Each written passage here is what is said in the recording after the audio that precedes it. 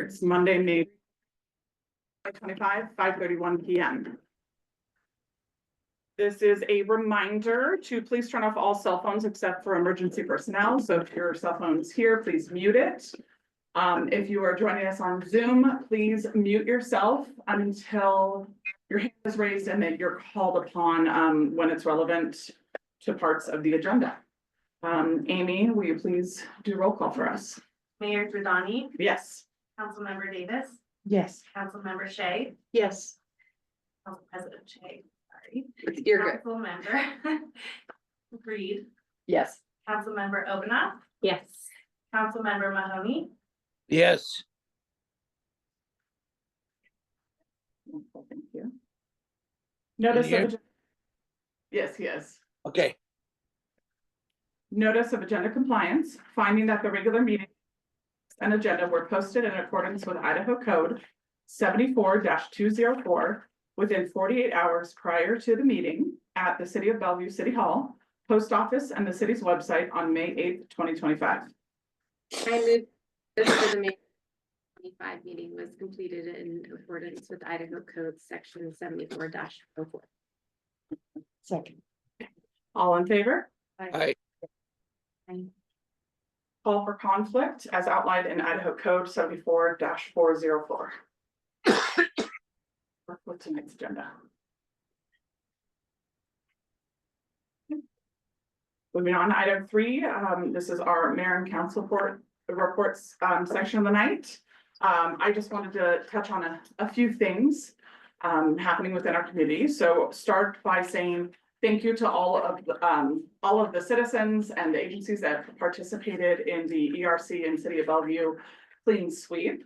It was a really wonderful turnout, and I think one of the highlights for me was just seeing all of our citizens spread out throughout the community, picking up everything from micro pieces of trash to blown large pieces of Tyvek and plastic and all that, and filling up trash bags. A special thank you to Mike from Clear Creek and Councilwoman Obanoff, who coordinated dumpsters for tires, yard waste, appliances and things of the sort, and to Building Thrift for going around and picking up other items of waste to people that, you know, then didn't end up in the landfill and can be repurposed.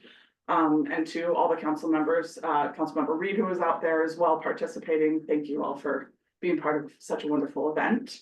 The next thing I want to draw attention to is the community project. That is the grant we received through Blue Cross of Idaho, $85,000 grant for a park project. The survey will be closing at the end of the week. So if you have not taken the survey, please do. We have little pamphlets here for those of you that are in City Hall. If you want to grab one, scan the QR code, make sure you take the survey just so you can participate in being a voice for the project that's going to be happening in Bellevue. So you have a say of, you know, what's happening in your parks and what you want to see happening. Tasha and Courtney from Blue Cross, who are spearheading that project, are going to be here the end of this week. You'll see them around town.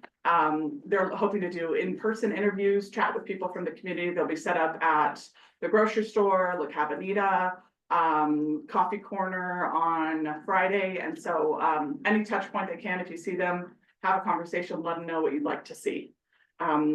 Another fun thing happening, BCRD has the Bike to School event that's happening on this Wednesday from 6:30 a.m. to 9 a.m. So if you can, encourage your neighbors and your kiddos to bike to school. And then the last thing I wanted our marshal to touch on is Police Week. It's National Police Week this week, specifically on the 15th is the National Memorial. Just remembering the fallen for paid the ultimate sacrifice to keep our community safe. Thank you. Thank you very much. Any council reports? Council. I actually do. I had a brief conversation with Ashton from the ERC, and it sounds like there could be funds available, part of a grant to when we do our resurfacing to help with our crosswalks and making them beautiful. So something that's like artistic direction to stand out, and it goes with like the safety oh gosh, I can't. Safe routes to school. Yeah, the safe roads to school, so, we'll be following up with him on that, but he let me know that could be possibly available to us, and having it lined up when ITD does their work, so I will follow up with that. Right, I'd say follow up with Brian and Chris on that too. Yeah. Yeah. Yeah. Oh, your earrings just fell out. Oh, thank you. Yeah. you're welcome. I just wanted to comment, what a huge success I thought the cleanup day was. I saw Tammy in the bushes. And, Pulling a big piece of wood out of the bushes. yeah, but just in general, the number of people that were involved and out, and it was a huge, I had happened to cut a ginormous bush down the day before, and so I was there multiple times, and it was just something that's pushing in that direction, as we noted, and that I think is later with the workshop of where, people are, if we can, organize and get moving in that. There were just a ton of people in the dumpster with their yard waste, and you kicked off a really just marvelous spring for everyone. Everybody was out doing it, and I just kept seeing people come as they found out, so thank you, because it was definitely a huge help for me, and it was noticeable as you drove around that things were cleaner. A lot cleaner, yeah, that was the one thing I noticed being out there, I was like, wow. So, it's great, yeah. I could say too, that, I know it's the same thing, but the building materials thrift, where we were helping earlier last year, a family up on 7th Street. We were able to get all of that trash off of that property and the property that surrounds her. No, that was 6 in a note. Was it six? I thought it was 7, sorry. Yeah. And but the neighbors came out and thanked us to thank my guys, so, and we took a truckload up of appliances and broken down vehicles that were still in the back of our truck too, so we're super happy, and it's good for the town to see us out there, and yeah, it felt good, because at first I was like, guys, we stopped at noon. They're like, no, we told the neighbors we would come back. I was like, okay, so I paid my guys till 2:30. I have people Do calling that. me, they're like, you're taking the dumpsters away, and I'm like, I can't watch these all day. So, overall, thank you, and I think that there's talks and potential encouragement of seeing if we can do something within the city of Bellevue for something in the fall, making it a twice a year thing, so just thank you to everyone who participated. Go ahead and close out that section, and we'll move on to item number 4. This is our consent agenda. I'd open it up to council if you have any questions, comments, or points of discussion on the consent agenda. I had a question for community planning. You noted that there was roadway data that had come in from the consultants from the transportation. Is there someplace we can see that? Just people can see that? I have not published it yet, but could. Okay. So potentially, when you've had a chance to look at it, you'll put it up maybe on your Yeah, I want to make sure section that of your it's website. readable for humans. Okay. But, yeah. Does anyone else have something? I have something on claims, Great, but if good. you've got, Uh-huh. but I noticed that Shelley isn't here, so. I think they're probably Shelley specific. Okay. Questions, although, Chris Johnson, maybe you could answer a question for me. About wrenches. We purchased some wrenches, are we using them, or we needed a new set, or? I think they're water keys, so they're extendable collapsibles. One fits in the 550 toolbox. The other ones fit in our smaller vehicles. Right now, like our main water truck, the wrench to get the main water valve set on off is 8 feet long, and it barely fits in the back of the truck. Now this one fit, and we can store more stuff in it, more supplies, and it's not beating up the tailgate. And so it's just new wrenches, so we could adequately do our jobs, and each truck can respond if needed. Okay, thanks. Brian, maybe you can answer my other question. For a P and Z conditional use permit. It's not a lot of money, but it's money to the city. Was that something that was gonna be billed back? What were we talking about? Aging claims. Claims? Yeah, and she. paid Yes. for in claims, P and Z conditional use permit. Yes, we have traditionally, hand stuff envelopes and I sit down here and stuff and stamp and do them all out, and my hourly wage is probably less or more than it costs us to do it via postcard like Ketchum does, so we switched over to the Ketchum system. Where they send us an invoice and we fill that out again. So was that a conditional use permit application for an applicant? Or somebody make an application that we can bill them back Yes, it for? was the mailers for the, that's the bill back. Okay, I have a question.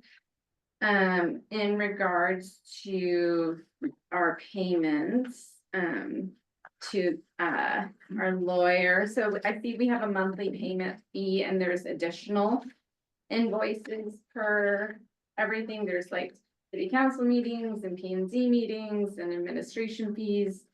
I'm on page 1.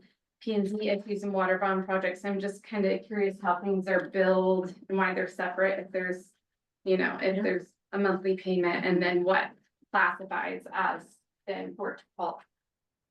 I can answer to but the monthly payment is a retainer for our prosecution Got it, okay, contract. okay, And then everything else, correct me if I'm wrong, Rick, is then billed at a rate for the other services. Right, Yeah. and to, Hourly. Hourly. this administration gets billed to admin, gets billed to the, water bond project and okay, goes in itemized that. okay. Great, thanks. Any questions? No. Sean, any questions on the consent agenda? Nope, I'm good. I had one more question. Let's get to you, Suzanne. Sorry. About, as you, people ask me about the sewer project. And so, thank you for the information about the wastewater. But it's confusing when you read about pilot projects and these different pieces out of context, or what we don't understand is all of this work is currently being done to return the existing plant to operation, right? And the idea is that when we get it back to operation, the pre-existing condition, that it was running very well and that it would run as designed and there shouldn't be all these hiccups and this variety of things. So are all of the things detailed here simply keeping it going? And these pilot projects are just to continue until the rest of the pieces are going? Are these new projects that are gonna persist, that it's the sewer system isn't quite as robust as maybe we think it is? How does what you're telling us about fit into the current focus of rebuilding what we previously had? So I worked with Bryson and our engineer over the weekend, and we developed a list that we're gonna try to clean up a little bit into target groups on moving forward with the actual repairs and maintenance on what needs to happen to get the plant back in operation. The pilot programs are opportunities that we may have at a discounted rate to improve, just like technology, just like your phones. There's things that we can improve that make it less manpower intensive to operate the plant. That the chemical that we're putting into the plant right now is called OxyPro. It's about $6,000 a tote. The tote lasts about 2.5, maybe 3 weeks. The one pilot project I'm looking at is getting an oxygen generator that'll put direct oxygen into the lift station, and that will cost us about $3,500 for the machine, and we can get rid of the totes. So it's looking at cost savings, better ways to manage and new equipment and new ideas out there that can make it easier for us to manage and improve our facility. So just different buckets of work, right? It's not all one thing. Well, I mean, and everything that we do, we find one more bucket of work, so. It's like, the garden. Good question. Thank you. Any other questions? One more comment on the department report. Yeah. So Chris Johnson, Public Works Director, we have a valve going into the main tank coming up this week. A part of our MOU with, Idaho Ranch was to get this project done, this part of the project done by, May 15th. So I have engineers coming in tomorrow to one more assessment. We've got the final parts that we needed in today. And we plan on going into the tank, the valve station on the tank, Thursday, meaning that we're gonna have to drain the tank. And we'll be providing direct water from the spring into the distribution system and then using the wells to compensate the pressure. We don't foresee any issues. We believe the system will be able to keep up with pressure and needs, but I will ask that, please reduce your water usage to what you actually need, cooking, cleaning, showering, but for Thursday, Friday, please turn off your sprinklers, any unnecessary watering, please hold off for those 2 days and, we'll get the project done and we should be good to go. And on the heels of that, the intention was waiting for the engineers to see which days of work they were doing, because this was happening rapidly. The intention is to make sure that there's notification via social media, website, and some hand paper mailers to people within the area, like pamphlets on people's doors and knocking on doors to get that information out there. I don't know, I just send out one of your newsletters, We could do that too. right? Yeah. I mean, it's just like, hey, We're gonna get the word out. We're gonna get the word out, but yeah, you are, but We're most thanks for saying it concerned, on record. we're Yeah. most concerned with, Sunrise Ranch and potentially, Cow Creek, just because the pressure zone up there is one of our lower pressure zones and, with the booster station not working 100% and, we're just hoping that the Chestnut well will, pick up the slack and we shouldn't see any issues, just as long as people help us out and, don't water all night long. Don't light your house on. if you do come up with a sign, because of where I live, right by Sunrise, well, so do you, but you're welcome to put it in the front of my yard, just saying, reminder, work in progress. Thank you. Okay, So that's Thursday, Friday this week. Thursday, Friday this week, yeah. And back to the consent agenda, if there aren't any other questions, I'd take a motion at this time. I move to approve the consent agenda. Second. Councilmember David, Yes. Councilmember Reed, Yes. Councilmember Ovina, Yes. Councilmember Mahoney, Yes. Council President Shay. Yes. Thank you. The motion passes. Thank you. Item number 5, this is a discussion. We have invited the Idaho Department of Environmental Quality, down here to, or up here, I guess, to talk to us just a bit more about the ACAS, the compliance. This is around the water project, which has been a topic discussion of the last couple of council meetings. So I wanted our local representatives and one of our representatives from Boise to come and speak to us. So I'd love to introduce Rafael Erickson, Cassandra Lemons, and Colin Glass from DEQ. And please feel free, whoever wants to start speaking, to utilize the podium so you're best seen.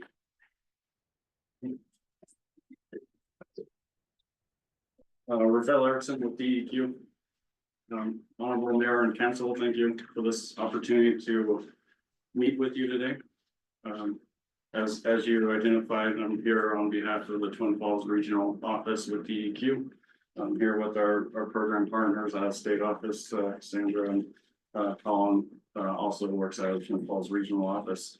As part of our regional role in the regional offices, we focus on compliance assistance. And I think what I want to say today is the goal, I think, that we all share today is that we want to ensure safe and reliable drinking water. And I want to highlight that the city is continuing to monitor drinking water compliant contaminants. And these ongoing sample results demonstrate that public health is being protected. And that as we work through, as DEQ continues to work with the city and as we continue to work through these items in the amended compliance agreement schedule or ACAS. I just want to kind of define kind of what a compliance agreement schedule is. It's a bilateral mutual agreement that establishes timelines for compliance. There's no associated penalties associated with it. And even though that there are items in the ACAS that are behind schedule, it is still legally enforceable as written. Also want to note that DEQ's approach for all facilities is to provide as much compliance assistance as possible and to work with water purveyors to ensure that they meet our shared goal of safe and reliable drinking water. I will note that the city has remained in communication with DEQ and continues to work on achieving compliance with the terms of the ACAS. Currently, DEQ is waiting to receive an updated timetable from the city or their engineer outlining the revised schedule for the delayed items in the ACAS. After receiving the proposed timeline, DEQ will discuss the next steps internally regarding the ACAS, and I'll be working with our regional and division, the program administrators to make the decision on how to approach those delayed compliance deadlines. And with that, I'll take questions. Thank you. Tammy, did you have a question? I just had a question, but I kind of really know.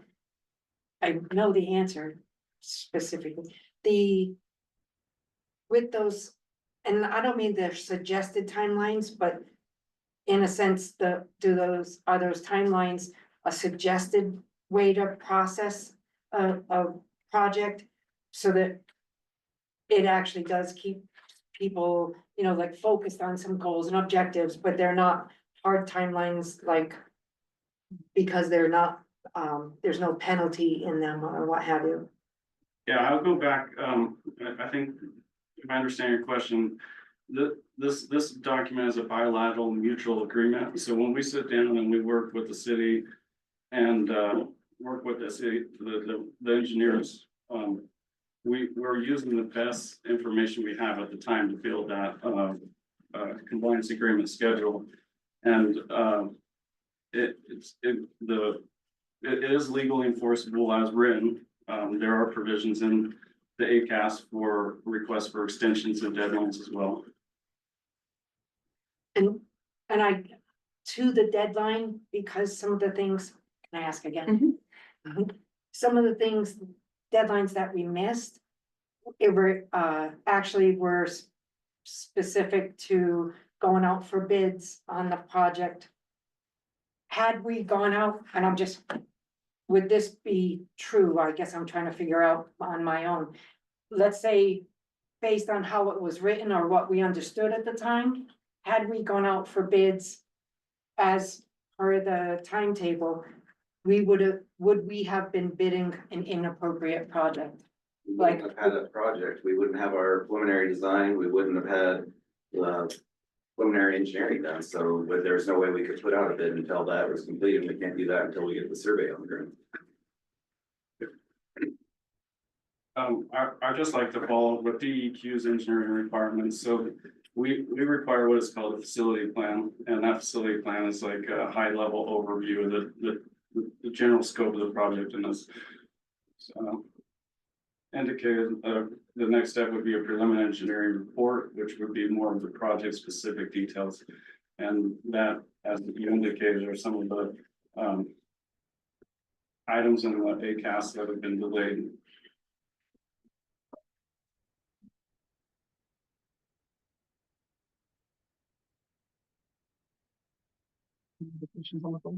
I just had a couple questions about funding. I noticed, comments about, when funding may no longer be available, the ARPAs and the LIF monies and the SRS, that they have deadlines. Was that question answered? I noticed it in the documentation. Specifically about LIF monies, that they have a different expiration date than the other funds. Yeah, no, I appreciate the question. It's very important. The LIF is what was termed Leading the Idaho Fund. That was some money that the government little provided after the ARPA money that was distributed through DEQ. ARPA stands for, I might get this wrong, but American Rescue Plan Act. And so we were able to take a lot of this federal funding and, through the grant loan program with DEQ, really get it to a lot of facilities in Idaho that had shovel-ready projects. And so that money went quick. And so, Governor Little came out with additional funding, leading Idaho funds. The project with Bellevue has just over 3.3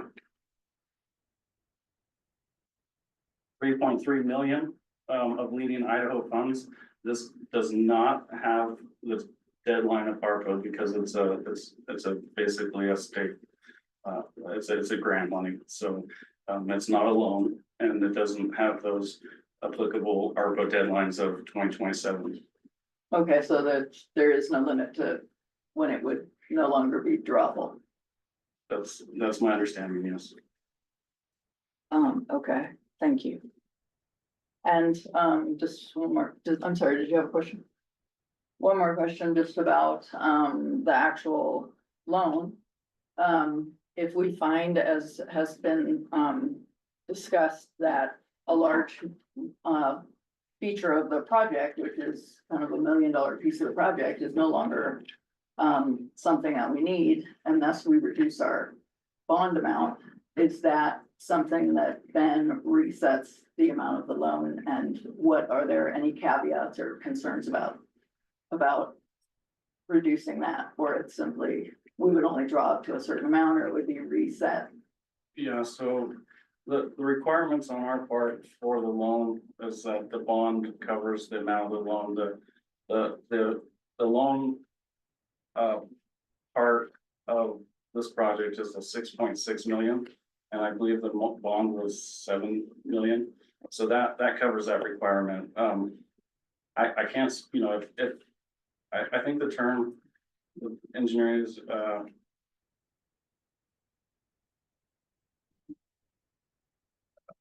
you know, value engineering.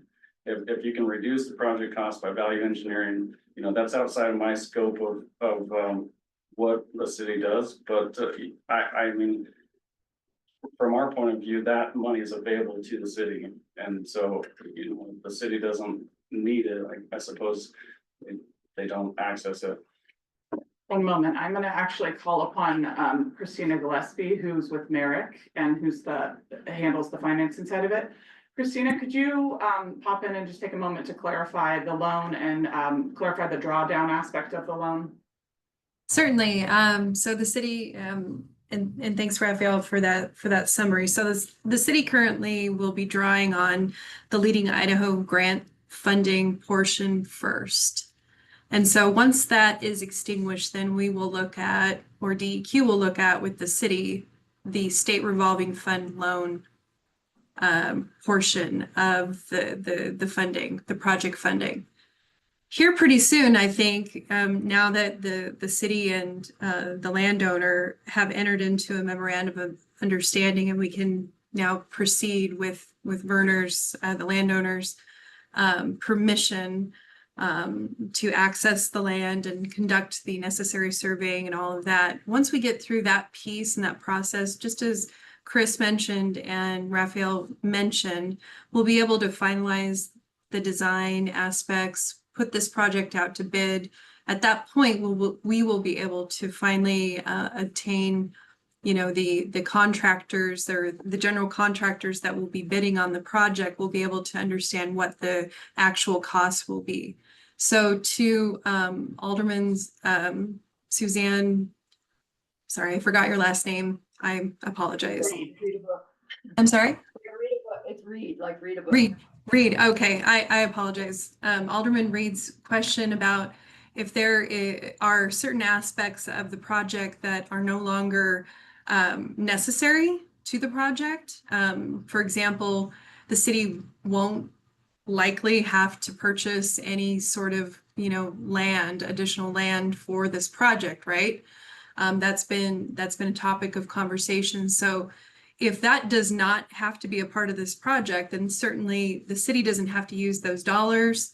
And we can go back to DEQ, I would say more towards the end of the project and say, the city just doesn't need these dollars for anything else. You don't have to use the entire loan. That's not an issue here. Because we have the two, Mayor, if I can just take a minute, because we have the two components, the Leading Idaho funds and the SRF funds, which is the state revolving fund loan. They're seen as kind of two distinct funding buckets. And so we can use the LIF first, all grant, and then go over to the SRF. Sometimes what communities get into, and this is kind of the nuance, and so if I lose anybody, I apologize. Sometimes what happens with projects is that when DEQ funds a project through the SRF program, there's usually what's called principal forgiveness. And if you reduce the amount of loan, you reduce the amount of PF, so the principal forgiveness. That's not an issue here on this particular funding package, because you have the Leading Idaho funds, which is a standalone grant, and the SRF funds, which is a standalone loan. Does that make sense? And I just have a clarifying question for you. Please confirm that we have not drawn down any dollars off the loan at this time. We've only been spending out of the LIF, so we do Correct. not have any loan debt on the water project at this time, and we are not paying any interest on any funds at this time. That's correct. That is Thank you. absolutely correct, yes. So actually, my question was more just the process, that if we did, out of the interest of looking at this and saying one very explicit part of this project no longer requires those funds, that we actually went back to the residents and said, we're reducing the amount of the bond, just what the process would be to go back, if we would need to create a new agreement really for the SRF, or anyway, I didn't know if anyone just had that information, but specifically that we no longer had the surety of the bonds against the monies that needed to be backed by the bonds was more was kind of financial based question. So I don't think anyone knows. Well, Alderman. You have the experts here, so why don't you, let's get your Sorry. question answered. Okay, sorry, go ahead. Yeah. please.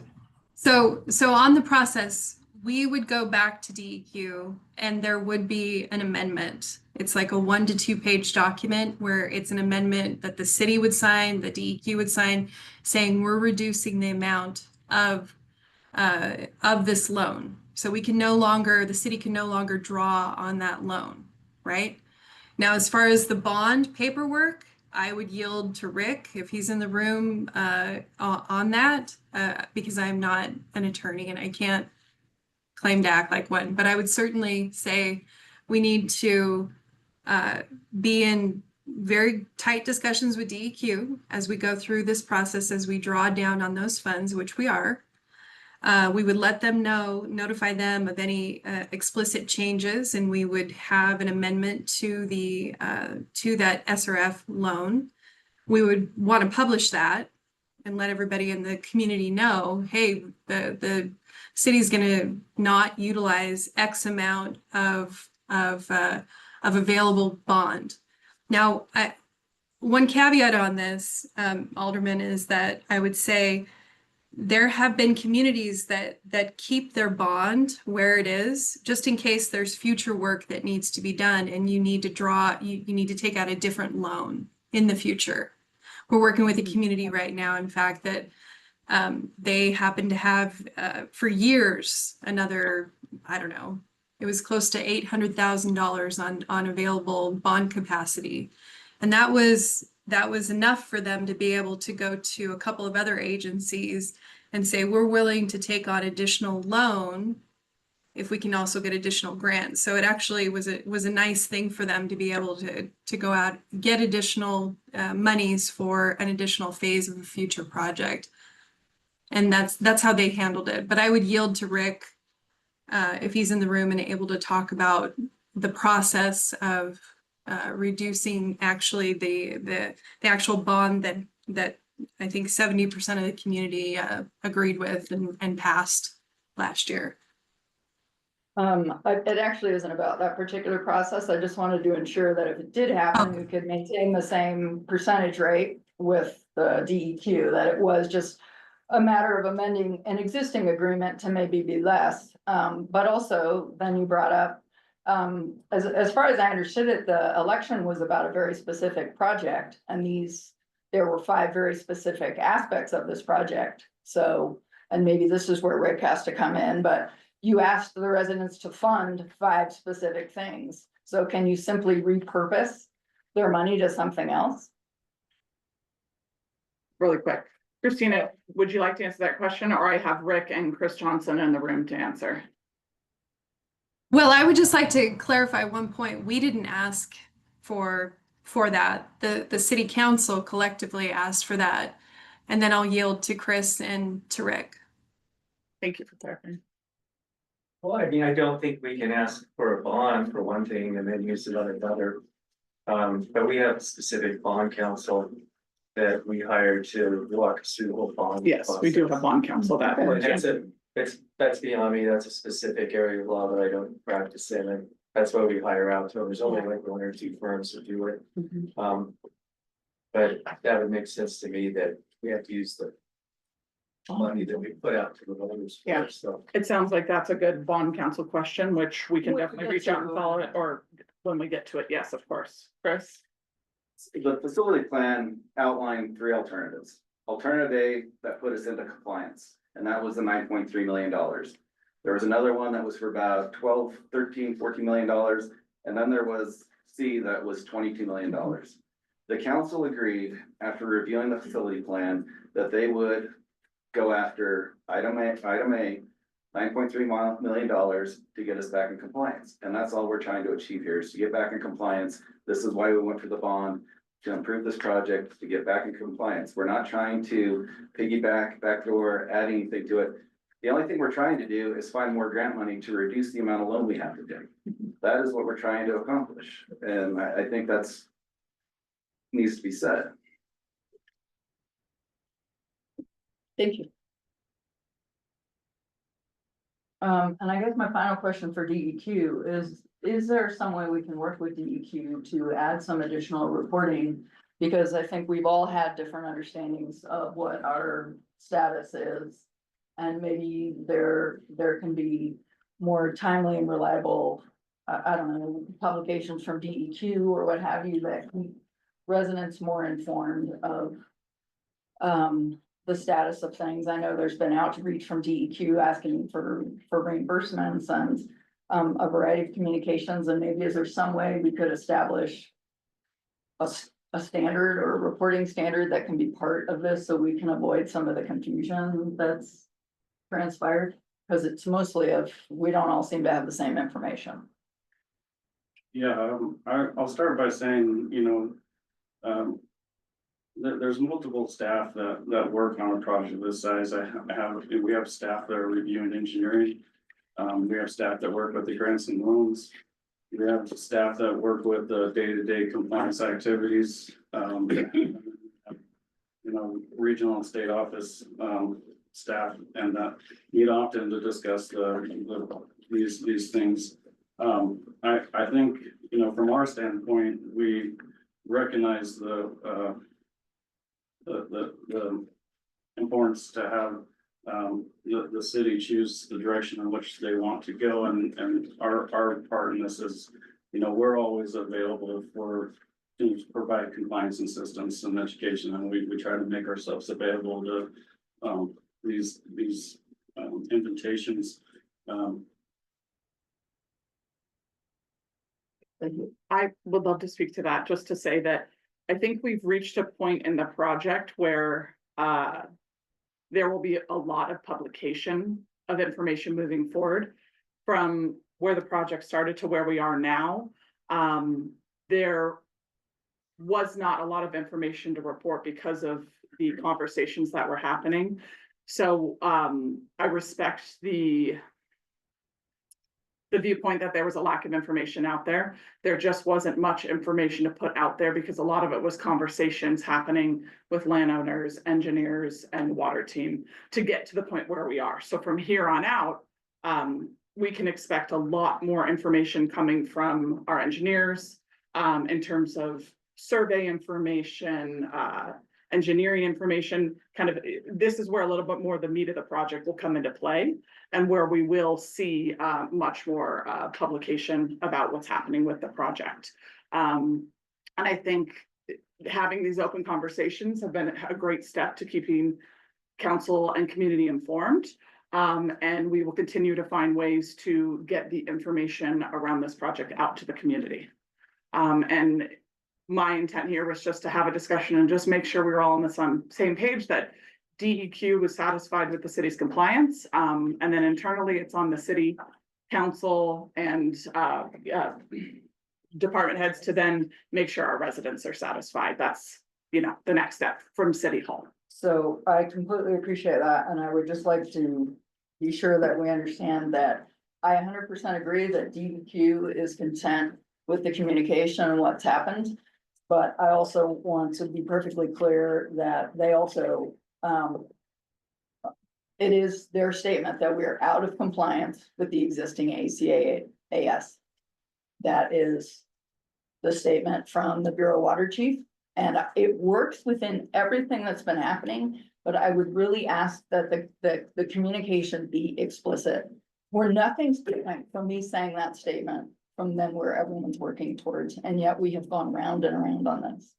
We're doing what they've asked us to do, but we have missed deadlines, and there will have to be amendments, and we're not currently in compliance, but they're content with how we're pursuing it. And that's all the clarification I would like to make. Yeah. Do you have, yeah, So, yeah, I mean, it is kind of a technicality. I mean, technically in writing, the due dates are passed.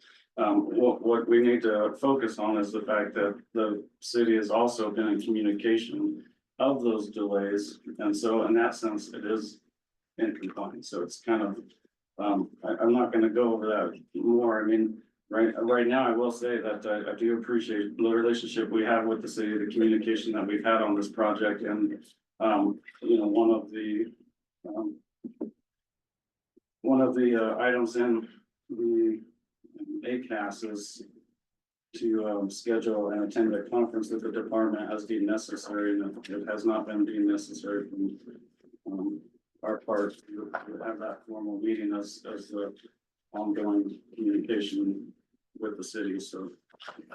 and while I respect your statement, it feels like the attempt is to kind of have a gotcha moment with the city, yet we're sitting here hearing from DEQ that while the timelines have not been met, the communication and that level of compliance exists. And they have now communicated yet again that an amended CAS is not needed at this time, just an updated timeline. I apologize, go ahead, Rafael. I would like to make a comment on that, and that was, I need to own that, because that's what I said. And then again, goes back to the regional role with, and the partnership with the state office. If it were my recommendation, I would make that, I don't make that decision on my own. So I do have to kind of own that statement. And so where we're at right now is that we need, updated timeline to review and determine, as an agency, the department, determine what that pathway looks like. There's been multiple different pathways, and we're talking about if statements, and I can't speak to what is in the future. We're waiting on what they find with being able to have access to surveys and et cetera to provide that it goes back to, sorry, I forget your name, but your question earlier about how we make those timelines. We're using the best information that we have. That information needs to be learned at this point. And so I don't believe this timeline is gonna happen overnight. I believe that America's gonna need some time to gather information to provide that to DEQ. DEQ understands that. And I just want to let you know that what that final decision looks like. It could be that.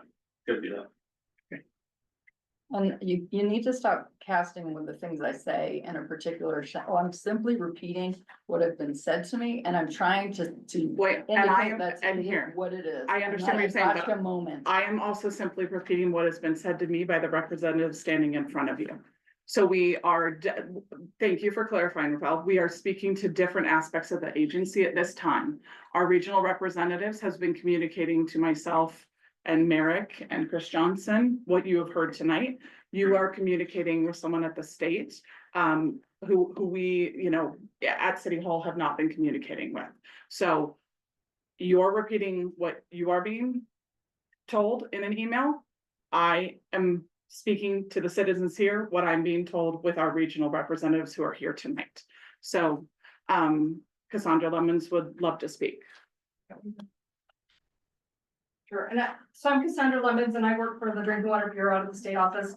I'd just like to offer a little clarification about our formal enforcement process to maybe help, understand. I mean, ultimately, our goal is to work in collaboration with communities because voluntary compliance goes a lot smoother and works better for everyone involved. And so our goal is to work with the communities on these agreements, and we recognize that delays happen. It happens commonly. Because like Rafael mentioned, we're kind of doing an educated guess when we put those timelines together. And we do work in coordination with our regional office, we work in coordination with our engineers, and we work in coordination with the cities. When we have an agreement that has some missed deadlines, we need that information to be able to move forward. So for us, we're kind of stuck, right? Until we get the information that we need, there's no negotiation to be had. There's no discussions to be had about, do we extend, do we amend? And so until we get that information from Merrick, and I know they're working diligently on that, we will wait. And our goal is to provide safe, reliable drinking water to the communities. And as Rafael mentioned early on, we're meeting that goal. The city is demonstrating through their compliance sampling that there are no public health concerns at this time. And so it's better for us to work together on solutions than to kind of dwell on the things that have happened in the past. And so that's really our goal. And as soon as we get that recommended timeline, we will meet. Rafael will make sure that he includes me in that discussion. And then from there, I take it to our bureau chief, and then it routes through our division administrators and through our director. So that decision is never unilateral. We all come together and decide what's the best course for the municipality based on the timelines they've given us. We do have authority to either amend.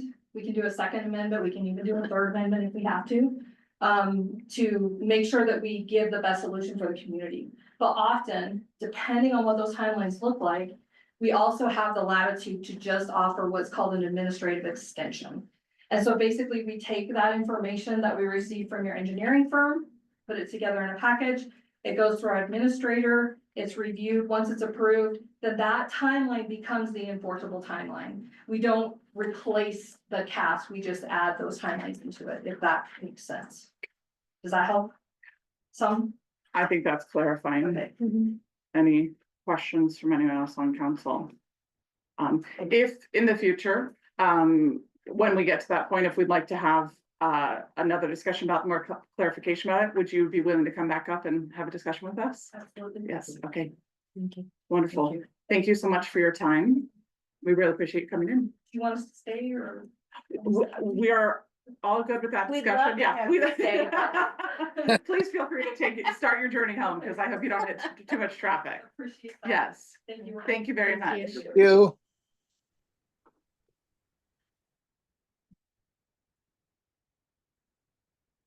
Okay. Get us set up. We are going to move on to item number 6. This is our public hearing. I'd like to introduce the application. It's LLA-25-01 TBD Lewis Lane, Judy and Keith Myers. An application for a lot line adjustment for lots 1 through 6, block 96 of the Bellevue Town Site original plat. The proposed lot line adjustment will reconfigure the existing 6 parcels into 3 parcels and include a request for waivers from code requirements. I would love Brian Parker, Community Development Director, to get us started here. Brian, do you need me to open the public hearing before you present? Yes. Okay, at this time, I will go ahead and open up the public hearing. All right, yes, thank you, Brian Parker, Community Development Director. This application is. There we go. All right, so we have a lot line adjustment application. It is to reconfigure 6 lots into 3. The site is west of Main Street, between Chestnut and Walnut Streets, to the north and south, and then there is the semi-named Lewis Lane, 50-foot right of way that functions as the street, access to this property, to the east of the site, and then the Howard Reserve, is to the west. The existing lots are 6 standard city lots, 50 feet by 120 feet long. They are proposing to reconfigure them. Lots 1A and 2A are generally above the bench, meaning they're on the high side of the topography, east of the irrigation canal, or lots 2, 3A, I should say, excuse me, and then lot 1A is below the bench on the Howard Preserve side, the irrigation canal. It has a 2,000 square foot building envelope identified. The other two are about 67 to 7,000. There's no building envelope shown, but the area that is flat, not encumbered by any canal easements or similar, is 67,000, 7,000 square feet. They're all zoned business. This application, there was a similar application that went to council in 2023 that was recommended for approval with conditions, which are requested for modification. That application expired. This application went to planning and zoning and it had its own public hearing at that point where they recommended approval with the conditions included in their findings of fact. That was in March of this year. So the application was submitted in January, sent to political subdivisions, also in January, then planning and zoning had their notice. And then the planning or the public hearing was conducted on February 18th and March 3rd with planning and zoning, at which point they recommended approval as stated. With conditions, the findings of fact memorializing that decision were adopted on March 17th. And then the council public notice was sent out on March 24th and March 20th and published in March 26th and sent posted also March 24th. And subsequently continued a few meetings at council level to where we're at tonight. To approve a lot line adjustment, you must find that it meets the standards of Bellevue City Code. The most specifically applicable ones are 11.6.1, which is a procedure for lot line adjustment, and since they're requesting waivers of development standards, those can be found in 11.13.1. Both rules are available in your staff report. So we'll get to the waivers. They're requesting that the first condition of approval in the 2023 application be modified so that buildings can encroach further towards the canal. This is something that we don't have any specific standards on in code. It was based on the public comment or the comment received from the canal district at that time. They have since worked with the canal district further to. Sorry, 1 second, Brian. Can you minimize the participants thing so we can see fully Brian's presentation? Thank you. Yeah, so they've been working with canal district to come up with some improved language regarding construction of retaining walls or building walls. So that they can be a little bit closer to the canal than the top of bank, which is the current condition. Again, that's not our condition. It is, we have no problem with modification. So my recommendation, as well as the planning and zoning, is that they utilize the applicant's requested condition of approval on that one. So then condition number 3 is that the application provide a revised plat showing building envelopes in accordance with 11.46C on the final plat, and they're requesting that this condition of approval be deleted. So if we get to what that code section is, corner lots shall contain a building envelope outside of a 75-foot radius from the center point of the intersection of the streets. Unless approved as defined in 1065C of this code, which is not specific applicable to this, that's the residential zoning regulations. So the definitions that are useful in this analysis are alleyways. The definition of an alley is a minor public way providing secondary access to the back or side property otherwise abutting a street. Definition of street is a public right of way which provides vehicular and pedestrian access to adjacent properties, the identification of which has been officially accepted. The term street also includes the terms highway, thoroughfare, parkway, road, avenue, boulevard, lane, place, and all such terms except driveway as herein defined. So we've got two blocks that are taking access from this alley street in question. One runs Main Street, so for those lots, it is the alley. This lot, for the subject property does not have an improved street. It doesn't have any, there's no right of way developed beyond this. So its only functional access point is from this, the 50-foot right of way, Lewis Lane, if you want to call it that. So in order for them to be corner lots, one of those other right of ways would have to be improved to the north and south. Walnut or Chestnut would have to be extended. That seems very unlikely, but it is not out of the question. It's still public right of way. If somebody wanted to build a bridge over the canal or something like that, they could. So my recommendation is that we treat that as corner lots and require, but planning and zoning made the determination that because it is so highly unlikely that those two Walnut and Chestnut streets ever be extended, they don't treat it as corner lots because there's a very low likelihood of that. The streets being extended.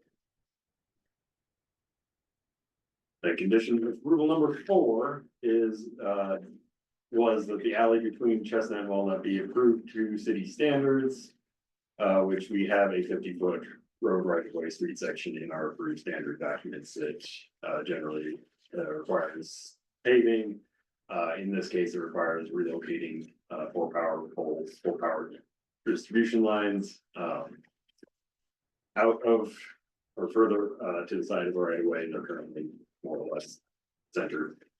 The applicant is requesting that this be modified to require construction to the standards or the exhibit they included in their application materials, which does not include paving and keeps the power lines in their current location. So the dirt or the unpaved roadway is offset in the right of way, and instead of being a crowned street section where the drainage goes both directions into swales on either side, it is then a shed street section where it is one angle gently sloping down to one drainage swale on the west side or the right way. So this is really the main point of contention, I think, at this point. And so in order to grant a waiver, you must find that there are special physical characteristics or conditions affecting the property in question where the literal enforcement of this title would result in undue hardship, not the result of actions by the subdivider, and that the waiver would not be detrimental to public welfare, health, and safety, nor injurious to the property owners in the immediate area. And the second clause in that just states that the applicant must submit that all in writing and include data and maps as necessary to fully illustrate the relief sought. So you must find that the application materials that actually demonstrate the hardship and especially the characteristics in question. So they, in their application, identified right-of-way encroachments, including overhead transmission lines, 4 power poles, trees, fences, chicken coop, a dumpster, some other stuff. And the reasoning for the undue hardship is the expense of primarily relocating the power. The estimate from Idaho Power is $2.5 million per mile. This is not a mile, it is 300 feet plus whatever it takes to connect into the other, whoever it would go back above ground to the existing power lines north and south. So my recommendation in your staff report was to utilize the prior condition of approval and require that the street section be constructed to Bellevue street standards. The Planning and Zoning Commission determined that the special physical characteristics of the site that created an undue hardship was the fact that the access points off Walnut and Chestnut Street are also unpaved, and it didn't make sense to have paved connecting to unpaved roads. And so they voted to recommend waiving this condition and to allow for it to be constructed to Can you repeat that last part, Brian? Sorry. the condition or the applicants or the Planning and Zoning Commission's Yes. Logic. Yeah, so since the two stubs of Walnut and Just. Chestnut from Main Street to the 50-foot right of way are unpaved, they felt that warranted a special condition. That's the criteria. For a waiver. Can you all hear in the back, okay? Not at the end of the sentence. Yeah. I know. That's why I had to ask. My thoughts run out. Sorry. And so then there are some other topics that will probably be part of public comment and or public comment at the planning and zoning level. I just wanted to kind of make sure we're obvious on the application materials. One is the floodplain boundaries on this. They are identified on the preliminary plat submitted. I have highlighted them a little clearer on the screen for you all. The orange line is the ordinary high water mark based on the site survey where the vegetation is not present along the river line. And then the blue line is the 1% floodplain boundary. As you can see, it courses through the site, gets more substantial toward the south end of the property. The access to the Howard Preserve, this is commonly utilized as public access. There is a small fire truck turnaround to the south of the site that frequently gets utilized for parking. People tend to just walk right through the property. The applicant is proposing to dedicate an additional 20-foot fisherman's easement through the property along the ordinary high water mark. As the area kind of in that pinkish color. The existing right of ways outlined in red are also public access and could be used, assuming you're not falling in through.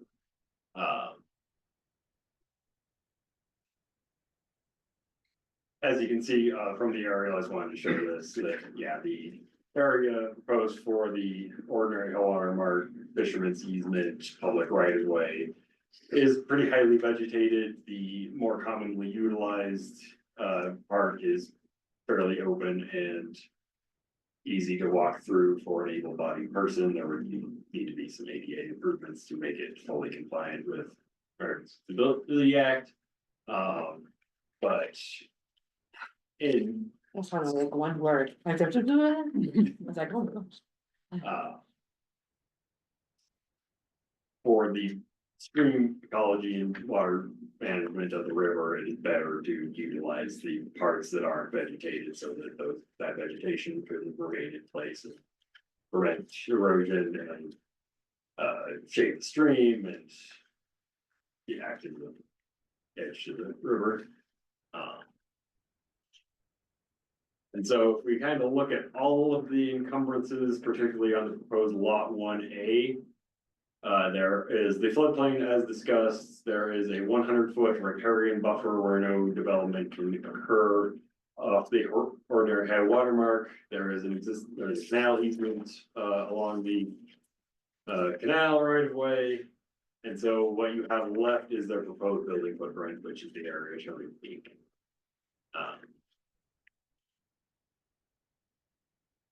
And then, so there is a plat note on the plat regarding lot 1A's building footprint that no building shall occur until an approved access to the lot is developed. meaning it would have to be constructed theoretically to city right-of-way standards unless a waiver is sought at that point and granted by the council. The cul-de-sac that you see at the south end of this picture is Riverside Drive. That portion south is generally most likely to city standards. This chunk that is the little extension of mysterious origin and the fire truck turnaround is probably not. It is off center. It is fairly narrow. And then from that point, they would have to extend to the subject property and to the building footprint and into it. And again, this is zone business, so they would have to provide parking and landscaping and all the things that go along with the business, or and like mixed use as allowable by code. Currently, they cannot put a single family residence.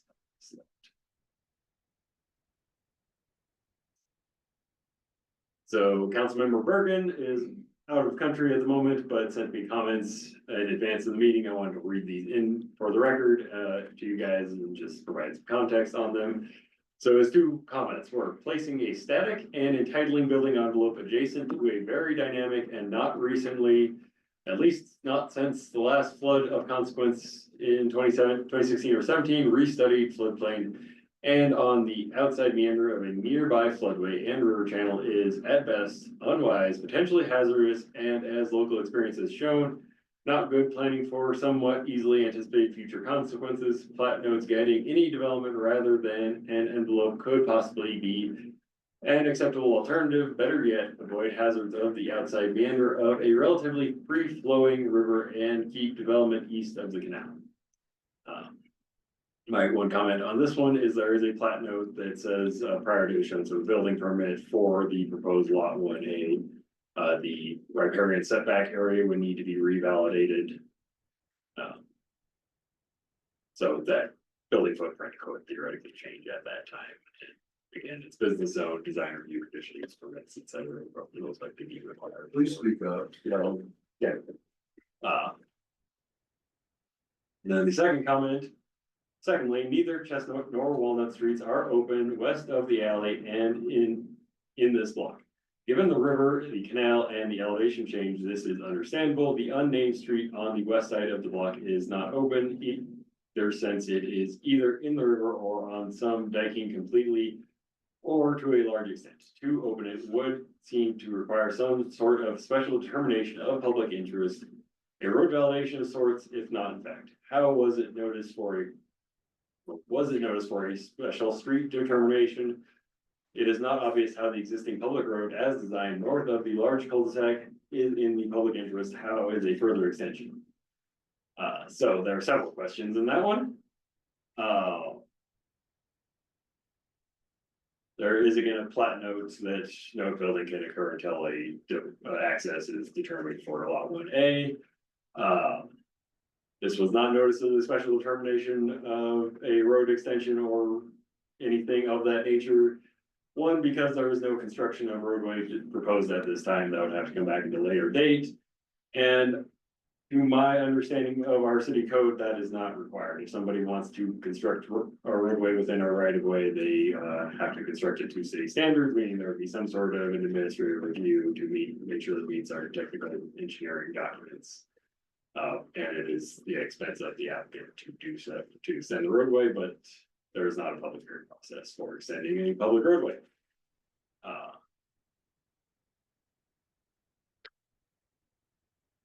So then we also got an email this weekend that I forwarded you all today with the applicant's comments on the staff report. One is objecting to condition of approval number 7, which is requiring a memorandum of intent to enter into an option agreement with the Literary Land Trust. We can revert back to the the Planning and Zoning Commission's recommendation of a first right of refusal agreement. We started down that road, but then we're exploring the option agreement instead with the land trust and the applicant. So we still haven't figured out what those terms would be. I will say the applicant and the land trust are both in here tonight and available for questions and comments. And then there's also a comment on the revised fisherman's easement language, essentially that allows for the fisherman's easement to shift with the river as it changes course over time. And I'm supportive of that. And I'm supportive of the revised fisherman's easement language, plat note requirement. There is language on the screen there. I can't see it. So, but are you saying he objects to No. the revi, I guess I wasn't There sure. are two That was unclear. main points from the email. There's the Okay. conditional approval with the option agreement that they are objecting to. And then there is the request to revise the fisherman's easement language, which I support.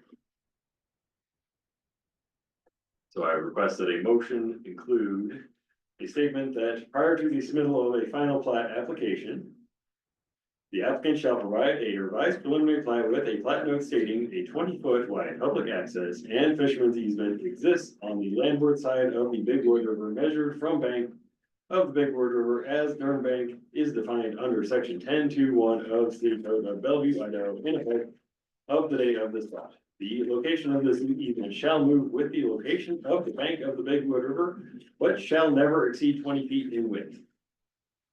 And if you all would like me to repeat that as you get closer to making a motion, I am happy to do so. And with that, I will stand for any questions. It's a lot to unpack.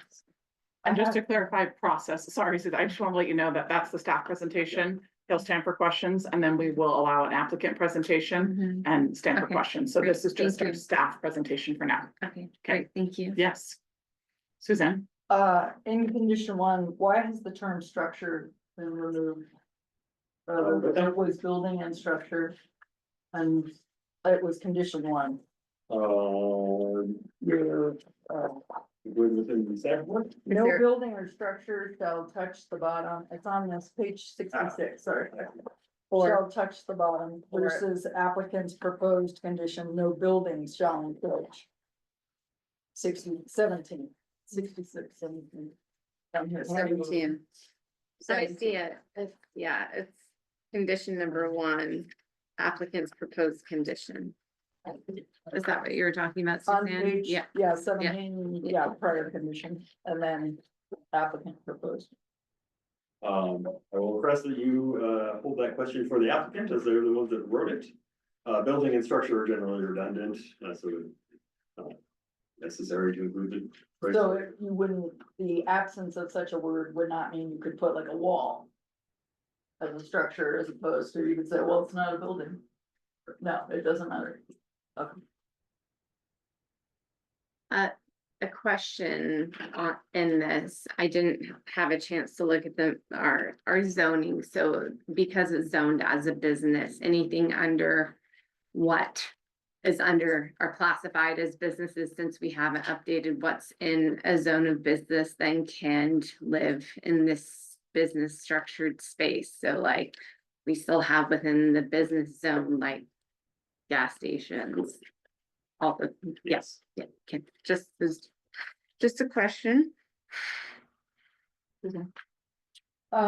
I noticed in the graphics, and I will confess that this is not my strong suit, but there's a canal access road. And who maintains that and is responsible for that? The The canal company. Yep, and they are generally the only ones that have access to it. And that goes right through there, or that's that little sideline to the canal, so that's anyway walking up there. It looked like it was in the middle of everything. Yes, show me here. Oh, it's in the picture. There's a lot of pages, Brad. Okay, well, I think it's a moot point. I wasn't sure if it was some sort of access point to businesses. And I noticed, I'm sorry, do you have a question? No. Oh, so with something, the rest of the properties that seem built in that area are residences that are up against the above the canal, right there, those are residences Answered lots. to the right of Chestnut, all those cute little homes right above the There's canal. a mixed use, so there's a construction business with an ADU, there's a art gallery of some variety, I believe. That are There's a built residence. above the canals? You mean on Yes. Lewis Lane? Oh, Lewis right, Lane. that is Yeah. south. No, I'm sorry, on that, right, Yes, that, those are those are residents, residents. okay. And this would be the business down below in the floodplain. Where their building envelope is shown is outside its floodplain, to be clear. Okay. Like the lot Did you have a itself. zoning question? No, I was just, I thought that lots, 2A and, or two, whatever, 2A and 3A. Were not submitted with building envelope. They are not submitted with building envelopes. just too You far could away. theoretically construct anywhere on the east side where it is level up until you hit the 14 foot from edge of bank language in the irrigation district agreement upon construction of suitable retaining or building wall. Okay, thank you. And then I guess what are the risks of having light industrial? Is that one of the possible zonings in that area? So It's- close to the river and all that water. It's not. It It's is not. currently zoned business. Only business. There is a light industrial, there's a little bit of light industrial to the south of this property, but it is not. But it could not be. And there is no change in zoning. Okay, so it could be like just like a restaurant? No. It could be a restaurant, It could be a restaurant. Seafood. any Oh, I- permitted or conditionally permitted use in the business. Another question, Brent, so just making sure I understand this, the applicant's proposing, to waive, to have that alley improved, is that what I'm understanding for that area? There are some improvements proposed, but not to complete city standards. Got it. And our plan, hopefully in our futures, to update all of our alleyways in conversations that have been had, correct? Finding adequate money and or development partners and Mhm. et cetera. Okay. Chris Johnson, Public Works. With the alleyway not being improved or being, what is the city's responsibility for plowing? And if it's not the city's responsibility, what is the property owner responsibility for snow storage and snow removal? It is city public right of way. It is our street. Hypothetically, we should be responsible for plowing. We have not traditionally done that in the past and we appreciate the applicant for doing it on our behalf. But that would need to be figured out with our overall snow storage planning. But in fact, that would not be considered a street. It's still an alley. So if we're not gonna make them upgrade it to a street standard, it still is considered an alley and we don't plow alleys. So we're either gonna get, we should either get extensions and consider them corner lots Mhm. or improved alley to a street standard if it's expected that we're gonna plow it. Cause then if they're gonna be plowing alley, they're gonna be plowing it all the way down and all over town the next time we open up that can. At least that's the thought. Mhm. That's my line. That's a great thought. So clarification. Are you recommending that is defined or acts as a street or an alley? Yes. For the businesses or the lots that are fronting Main Street that have a primary street frontage. This right of way meets the definition of being an alley. It is a secondary street access to the rear of a property with primary street frontage. For the subject property, it is the street. There is no other currently developed street. Option. So It can't be both. stay with me, brain. So lots 2A and 3A are essentially, there's no building envelope. You're not recommending any development of those two lots, correct? There is no development proposed at this time. Somebody could come back with a design review, conditional use permit, whatever development may be required. To construct something on the lots. That answers your question. Okay. It answers the question, but not really the Yeah, question to I ask. think I So- need to hear from the applicant at this But what point. about, is it possible to, I mean, if it wasn't required of the applicant in the process of subdividing the property, but that there's a plat, there's a note or a requirement that if any development were to happen between 2A or 3A, that because it's considered an alley, that if they wanted any, that if they were gonna develop it, that they need to develop that as to the street standard. That would be an option to pass it along to a potential purchaser. Can you just clarify, in your presentation and staff report, you referred to treating lot 2A and 3A as corner lots? Correct. Can you clarify the conditions if they were treated as corner lots? So if they are corner lots, there is a requirement that they show building envelopes on the plat. And that those building envelopes are outside of a 75-foot radius from the intersection of the corresponding streets. So where Walnut and Chestnut meet the Lewis Lane right of way, there would have to be a 75-foot circle drawn around that point, and no building envelope can show. If they were treated as corner lots, is there enough buildable area on those lots to still have a building envelope? There's about 7,000 square feet on one and 6,700 square feet on the other one. You put a snow cone shack up and have plenty of room to spare. You could put a very large office building and have a bunch of those units. Thank you for clarifying. Are there any other questions for Brian at this time? Mostly just the lots and building on lot 1A has no impact on the natural movement of the water down there. Is that correct? That it couldn't interfere or redirect, or if there's like change, what happens when there's, right, it would not impact what's there currently in the water. If there's a flood, changing the way that the water disperses because it's near the floodplain or any adverse, right? Because this is a request to the residents to say, hey, well, we bought it to do this, we want to change it to this. There's no potential for an adverse water event for other residents because of this. As a result of the lot line adjustment, Well, the lot Not line quite sure adjustment I'm that. Well, You're talking about no, if- just- Can I clarify, yeah, please? thank you. If a building goes in on the building envelope, are you asking if that building could have an adverse effect to the way the movement of the water, impact the movement of the water? Yes. If there was a flood and Yes, there was a if flood you, because there yeah, was a so building you're there. developing this area or opening this area for development in this particular way. And just saying, is there this potential to injure other residents in that area through, because of the water? The water, right of okay. way? under the current floodplain modeling and approved standards, and it is 100 feet away from the ordinary high water mark. The building envelope meets our code requirements, it is as unlikely to cause harm as our code makes it.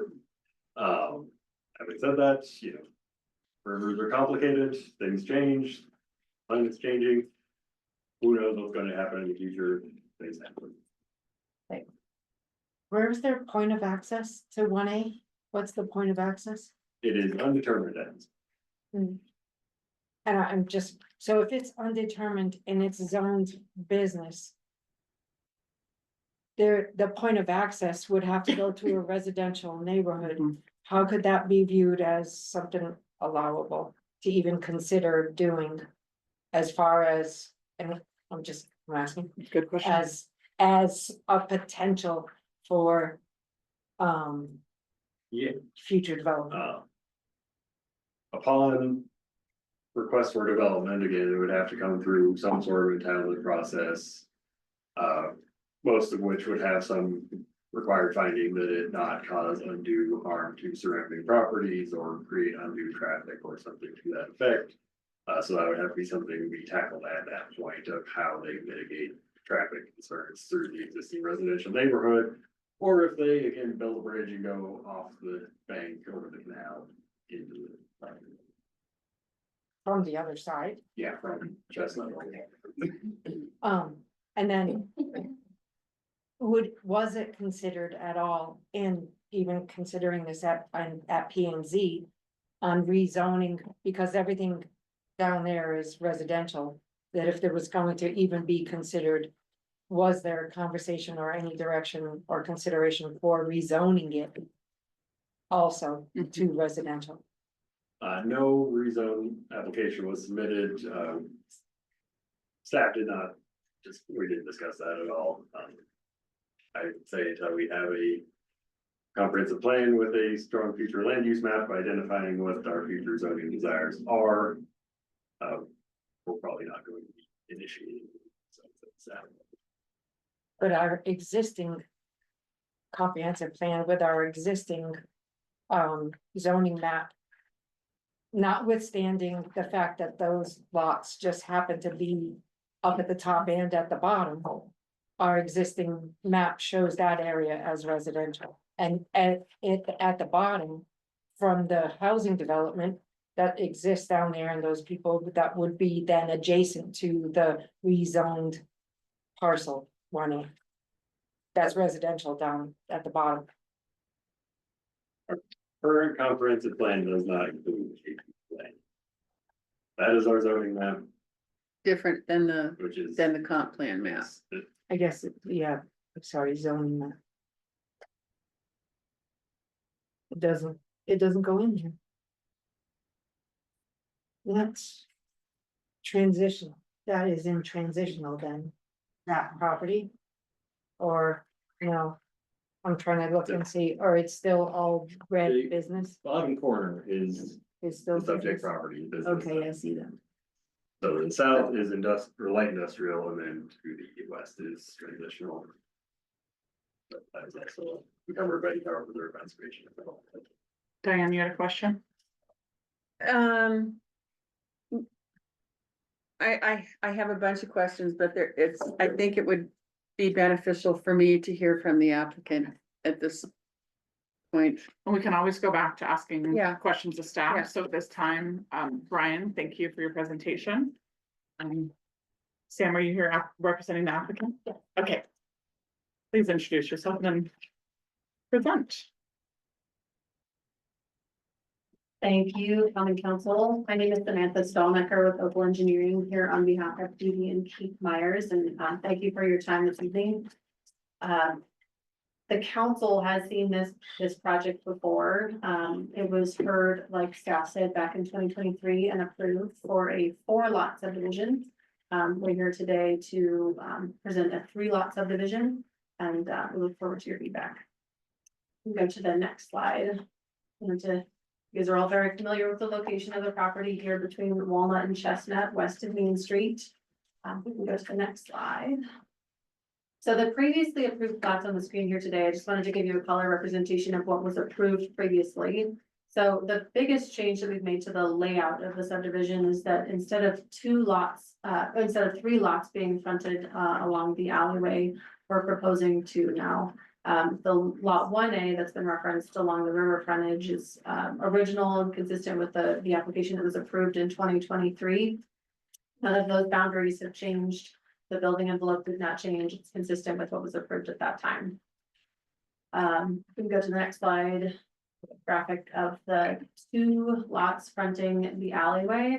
Again, after the applicant studied the findings of fact for the original application, they decided that 2 lots fronting this alleyway. So they would have really close access to the intersection of Walnut and Chestnut was more appropriate for the site, especially given the narrow width of the property.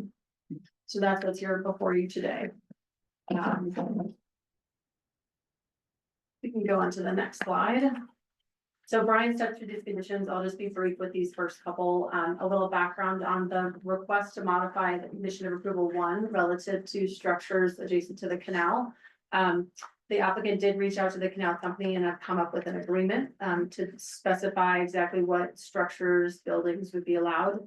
The omission of structure is not intentional. If the council feels more comfortable with including both of those terms, I think that's amenable to the applicant. So if you can scroll down, I actually have a graphic representation of what this looks like. So originally, when this was approved by the council, there was a restriction that prohibited building development on this, basically from the top of the slope on the downward side. And we've negotiated with the canal district company, they need 14 feet from the bank of the canal to maintain and operate their canal. They're fine with development beyond that, so that's basically the meat of that agreement is that 14 feet from the bank of the canal. East would be allowable for development, and that's consistent with what's represented in that agreement. We can go to the next slide. Condition number 3 talks about corner lots and building envelopes. I think I appreciated the Planning and Zoning Commission's feedback on this condition of approval in particular. I think they recognize that the likelihood of development of both Chestnut and Walnut west of this property is unlikely and nearly impossible. So they did not recommend that this 75-foot setback from the center line of the intersection of the alley and those 2 streets be implemented on the plat. We would be excited to not require that restriction in building envelope. I think it's good usable property on a very small portion of those lots. So if we can avoid having a building envelope on both of those upper lots, that would be great. It's not a deal killer at this point for this project, but we would appreciate not having those building envelopes. We can go to the next slide. Condition 4 is really why the applicant came to me after they received their initial approval. This is relative to the actual improvement of the alley and what that looks like and the physical and possibilities of that development. So we worked with the applicant and we tried to figure out exactly what was possible. We talked to Idaho Power and we provided some documentation as well that we'll go through in the next couple slides. You can go to the next slide, please. So the full road section that's required by the city of Bellevue code does include 22 feet of asphalt with 2-foot shoulders, drainage channels on either side, as well as water and sewer improvements. There are a lot of encumbrances and encroachments into the alley right of way in this property. It was developed like an alley. The Idaho Power transmission line that runs north-south through our entire valley does run right through this alley. And it's situated such that a road centered on the alley is basically butts up right next to those power poles. I didn't feel comfortable with the road section being placed that close to those power poles. And I reached out to Idaho Power to get a little bit more information. If we can go to the next slide. Oh, I guess, sorry, I'll start with some other existing encroachments. So we did work with the city of Bellevue in our kind of early stages of discussions about an existing shed that's encroaching in the property. Unfortunately, that shed is not in great condition and negotiated that shed should be removed. So that's one encroachment that would be removed as part of this project. We can go to the next slide. So I did reach out to Idaho Power. I wanted to talk about what exactly could happen in proximity to those power poles and what Idaho Power had in terms of setbacks, costs associated with any of that work. So initially, when I studied this, I looked at the existing pole locations. They're about 6 inches from what would be the edge of asphalt in the proposed full city of Bellevue street section.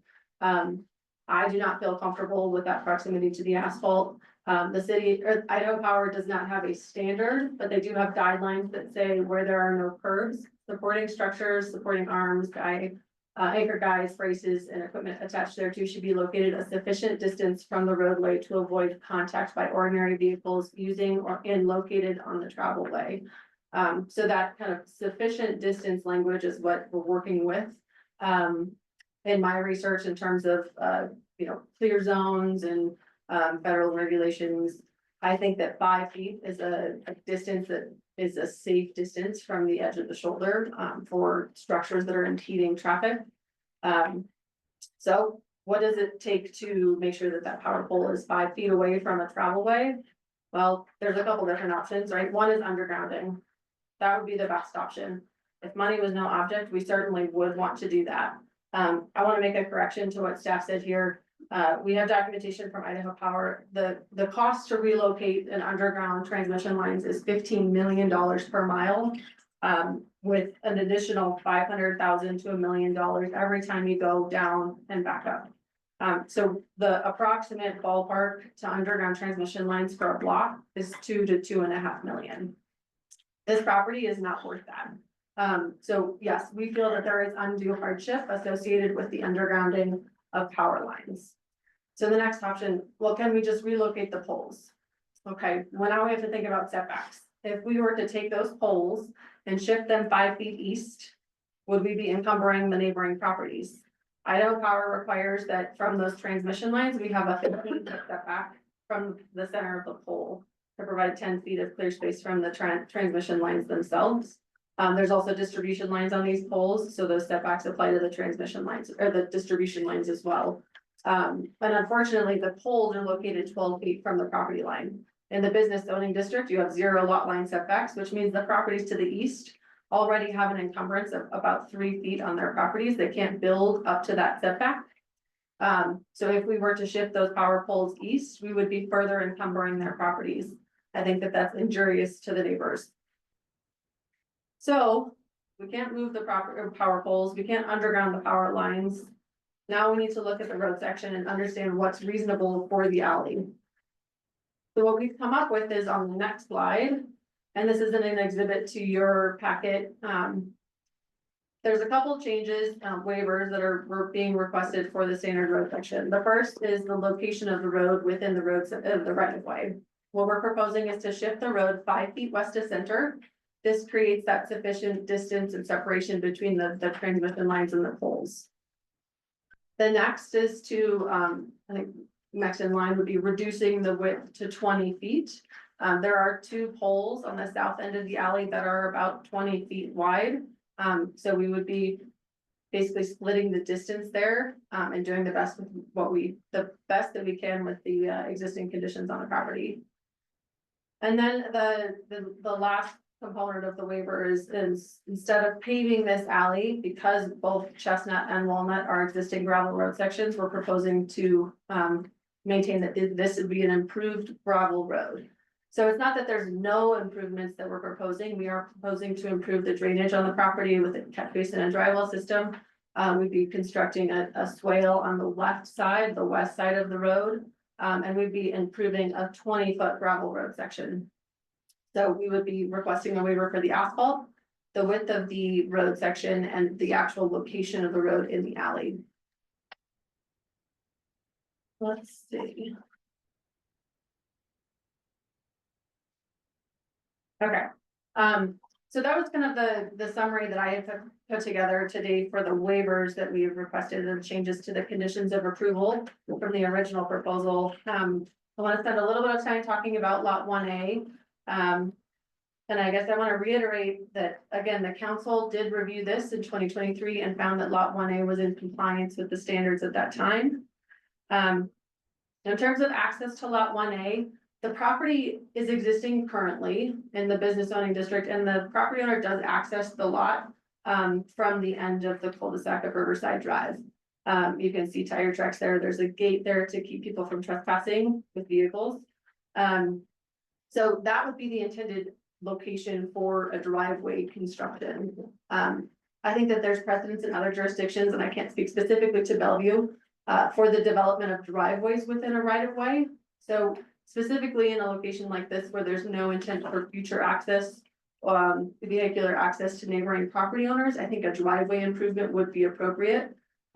If there were multiple properties that were accessing from an improvement here, I think a street improvement would be appropriate, but this is only to serve proposed lot 1A. So a future encroachment permit could be granted by the city of Bellevue for the construction of a driveway to access kind of that south corner of lot 1A. There's been a lot of discussion at the planning and zoning level and with the Woodruff Land Trust about pedestrian access as well. And I think that Keith and Judy Meyer have been great in the past working with people. There's a lot of people who trespass on the property. It's been challenging for them from an insurance perspective. And you know, that's not their intent. Their goal with this property is, and then really with this plat amendment, is to create an opportunity to transfer that proposed lot 1A to an entity, the land trust, the city of Bellevue, to be able to extend the Howard Preserve. With or without that, I think this plat amendment meets the city of Bellevue standards, but I think that's a huge benefit. That the city should consider is that it does create this opportunity. For the land to be transferred to an owner like that. I think that we all know that the best location for that path is probably where people have been using it, but it's trespassing. And we are proposing to provide a fisherman's access easement consistent with the city of Bellevue's code. And as a kind of an ending note, I will update you on our negotiations and discussions with the Wood River Land Trust. So, the applicant's been working diligently with them and they've been wonderful to work with as well. We have an option agreement that's been drafted and is in review. There's a couple of questions that need to be answered before the owner and the land trust execute that agreement. And the goal of this process is to get to the point where we could do that. But unfortunately, the applicant cannot agree to that as a condition of approval of this plat. It could impact the value of the property. And it really just is an unknown still at this point. We're working towards it as best as we possibly can. But unfortunately, we cannot agree to that as a condition of approval. And I don't think that there's a standard of approval that really speaks to that as well in the city of Bellevue's code. That was a lot of information. I know you got a lot of information from staff as well. So I'm here to answer questions if you have any, and I look forward to public comment as well. Would like to start us off. I guess I still, I'm uneasy about the zoning, especially to approve it as it's zoned. And if it doesn't get acquired by, an entity, if you will, that it puts us at risk to have to consider someone applying to put a business down at the bottom and try to access it through Riverside Estates. So I just have concerns over that, right?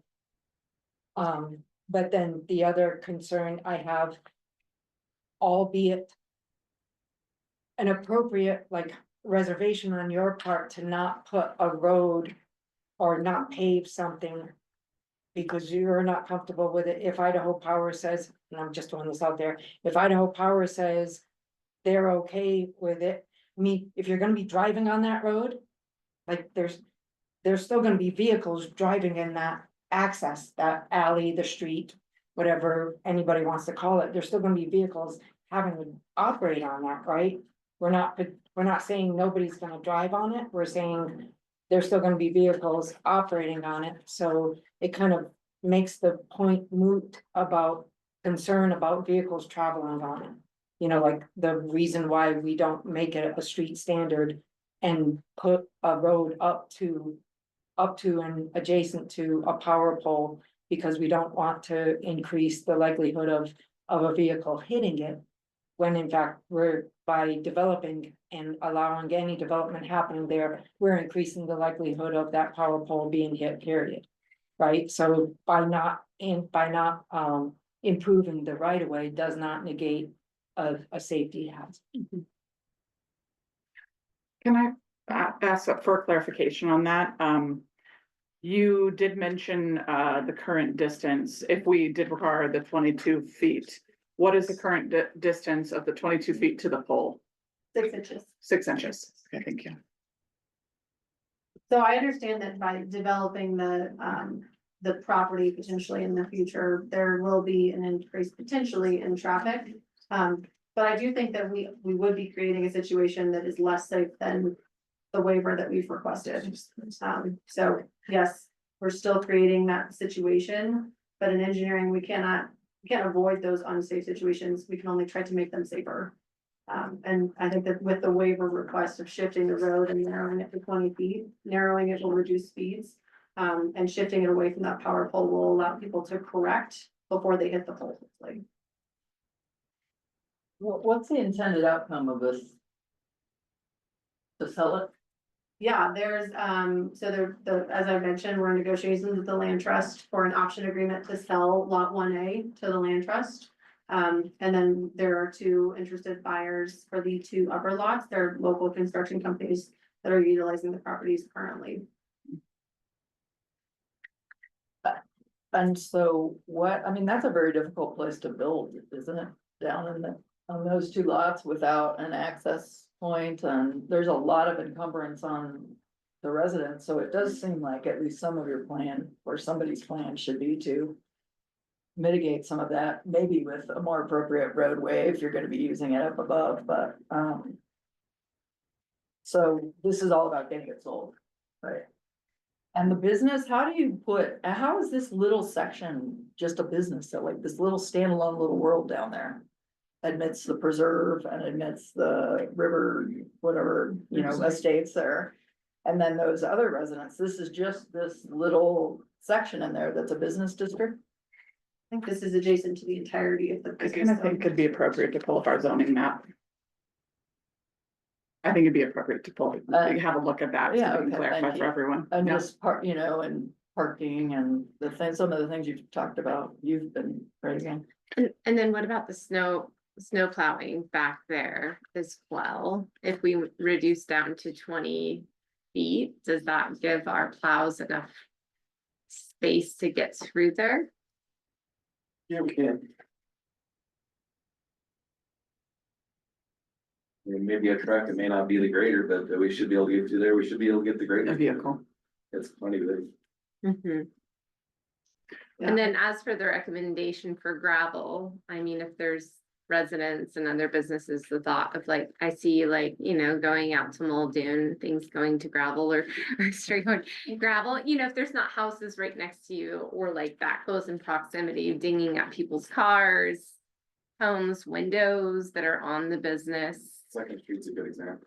Yeah, I was gonna say, we already have kind of I think we need to Yeah. relook at our definition of streets, because we have many streets. We Right. have a very broad, and I would argue that Cedar is a street, as by our current definition, if you look at Second Street, if you look at, Mhm. they meet our current. I'm gonna pause the deliberation really quick, because we'll get back to deliberation. Okay. Let's continue with questions for the applicant. So, yeah, the question, I think that I heard from you, Alderman, was the decision to propose gravel and then with asphalt. And really, the reason we were proposing gravel was because this is an isolated section. It would be an isolated section of asphalt handed over to the city of Bellevue to maintain adjacent to two existing gravel, streets. So this section of alley has been operating as a gravel, largely maintained by the applicant, gravel alley, for the last 50 years. They've been providing snow removal on the property and in the alley. We feel this is gonna be an improvement to the street without, being an overbuild for the area. Samantha, I have a question about, I'd like to go back to condition number 2 that we were talking about, where you were communicating about your conversation with the canal company, and that was in condition 2, correct? Yeah. Okay, and so is your proposal for those 2 lots, 2A and 3A, are you hoping to change the buildable area to be different than what was approved by the council in 2023 on the 3 lots? By offering up with your conversation with the canal company, are you hoping to increase? Because the previous condition was not building at the drop off, correct? That's correct. Or Yes. finding of facts, it was not building at the drop off. And so now you're proposing with your condition 2, that with your information from the canal company, you're hoping to build past the drop off.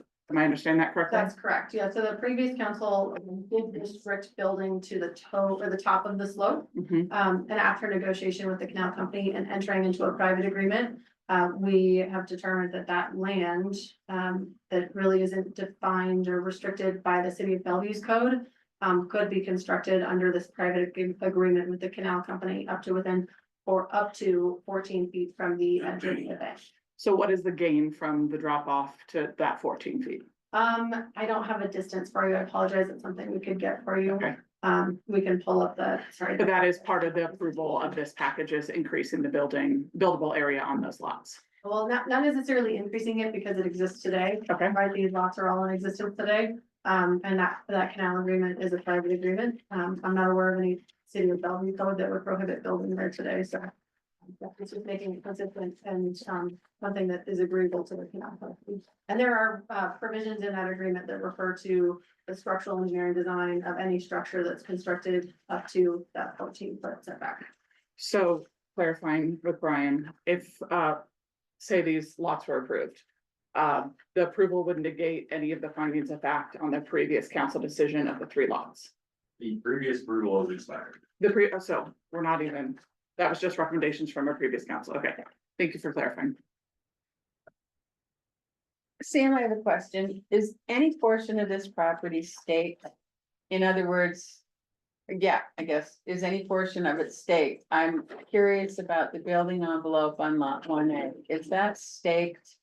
So we haven't staked the building envelope. There are photos in the record, from a site visit that I conducted with staff. The property corners, both existing and the proposed line between lots 2A and 3A are staked on site, and there's photos in the record showing those. Are there any other questions from council for Samantha? Which we will be able to go back to ask you questions during deliberation. I'd just like to move on to opening, getting towards public comment now. Okay, Thank you. thank you very much. Thank you. Brian, are we ready for me to open the room? Okay. At this time, I will go ahead and open up for public comment. Please limit your time to 3 minutes. Please state your name and your address for the record. And I do just want to encourage civility in communications, bit of decorum and efficiency with your questions and or communication. So come on up. Hey there, thank you. I'm Amy Trujillo. I'm the executive director of the Wood River Land Trust in Haley. And I wanted to come and give an update on some of the conversations we've been having with the applicant team since the Planning and Zoning Commission meeting. As Brian and Sam both mentioned, there's a lot of discussion at the P&Z meeting about access to Howard Preserve and the protection of the riparian habitat and the floodplain, especially regarding to Lot 1A. And I think during those conversations, we had a lot of listening questions that you all had initially. And the applicant team mentioned this intent to sell the property to either the land trust or the city and to make that available for access to Howard Preserve. At the suggestion of a public commenter, there was this idea that could you put a condition on the application that a right of first refusal be granted to the land trust or the city to make sure that could happen. And that comment seemed to really alleviate a lot of the concerns of the P&Z Commission because they're thinking, oh, this is the intent. We don't have to think about the other impacts associated with those questions. And so that was the condition that was approved. We had some concerns over that because we agree that the appropriate use of Lot 1A, of the proposed Lot 1A would be for access to Howard Preserve and protection of the riparian area there. But the right of first refusal doesn't guarantee that that can happen. What it does is it gives the land trust or the city the ability to refuse a third party's option. So someone could come in and say, I want to pay $500,000 for that property. If it doesn't appraise at that, we can't say, we'll go ahead and buy it at that. So it doesn't actually, in my opinion, meet the intent of what the commission wanted to do, was to ensure that this property could go to the public benefit. So that's why we started working with the applicant team on an option agreement. And we are willing to keep working towards that. The main issue is that we need time to get an appraisal because, like I mentioned, the land trust has accreditation standards. We can't pay more than appraised value. So it can't just be at any price. And I think that's kind of a sticking point. And the applicant team wasn't willing to condition the application on the option agreement, which allows us to actually negotiate and agree on a purchase price and a timeline. And also didn't want to tie up a potential sale to another buyer if the land trust can't buy it for the price that they're looking for. So that's why I believe that Sam requested to go back to that recommendation from the P&Z about the right of first refusal. Like I said, we're still willing to work with the applicant team on this. I just want to make sure that everyone is clear that it is not a guarantee that that's what this lot would be used for. So I think if the intent is to say, you know, Yeah, that's the time. Since the land trust is named already in this as a condition of approval, I think it is appropriate to allow me more. Yes, I'd like to give you time to finish your statement. Yeah, I think, you know, if you're thinking about this as concessions for some of the waivers that they're considering, I would think really carefully about whether it's going to meet the intent of what you're looking for it to do. And then I would just offer that we're willing to answer any questions, be part of the discussion if needed. It was challenging at the P and Z Commission to only be able to talk during public comment when they're discussing things that affect the land trust. So thank you very much. Thank you. Thank you. Amy, can you pull up the participant section for me, just so I can see if there are any hands raised? There's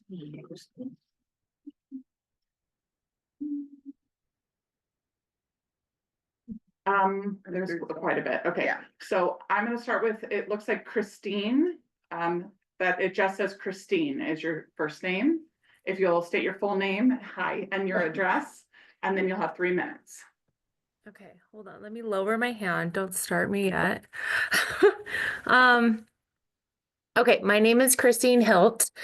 I live at 1512 Quigley Farm Road in Haley, Idaho. For those of you that don't know me, which many of you probably do, I am Blaine County's prior floodplain administrator. I served in that role for 8 years. Before that, I was at the city of Haley doing floodplain management for them for approximately 3 years. So in a nutshell, I think you guys have one of the very few remaining opportunities to decide the fate of relatively undeveloped land along our river. Such a decision carries a lot of weight, and I want to encourage you guys to consider your decision very carefully. I am also with Project Bigwood right now, and we submitted some public comment with historical flooding aerial imagery. And I can personally speak to on-site conditions during the flood of record in 2017. The proposed buildable area west of the canal is far from safe. There were evacuations, impacts to city infrastructure, and literally sheer panic in the entire neighborhood. Diane Shea can probably vividly remember because we worked and called each other every single day. It was horrific. If Lot 1A is developed, you can expect any future owner to want to utilize rock riprap along the bank to protect their investment. And I think that right now you guys are in a unique position to review what's before you today, regardless of what was approved in the past by any other councils or commissions. Quite frankly, I think it's an application that does not satisfy all of your criteria regarding potential adverse impacts. You have very specific lot criteria that calls to lots having to be 1146 B, lots shall minimize adverse impacts upon the environment, water courses, and topographic features. I do not believe that this application satisfies that criteria. I also believe it does not satisfy the comp plan and the actions regarding allowing the river to honor its natural meander. Councilmember Davis also pointed out some very concerning commercial impacts in a residential neighborhood. I do believe that approving any area of development west of the canal would be a travesty, and it is not in the interest of your public constituents, the broader community, and the river itself.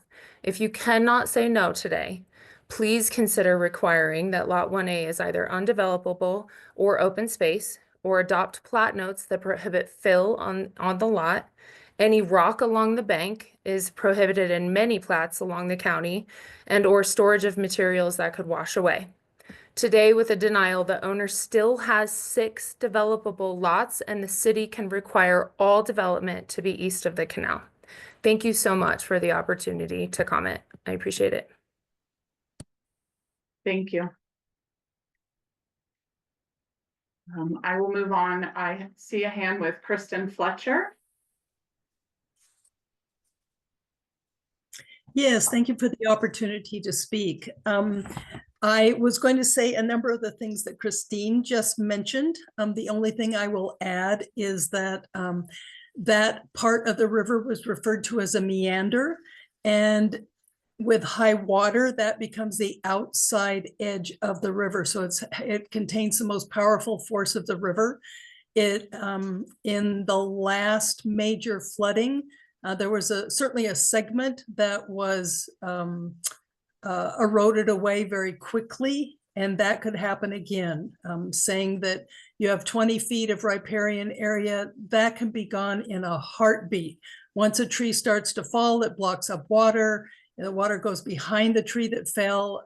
It can eat away 20 feet of so-called riparian. It's mostly just cottonwoods area. So that's the only thing I would add to for you to consider as well. Thank you. Thank you. And can you please state your address for the record, Kristen? I'm sorry. Kristen Fletcher, 200 North 4th in Bellevue. Thank you. Next, I'll call on, I apologize if I don't see your name correctly, Doro Chanella. Please state your name and your address for the record and 3 minutes for your comment.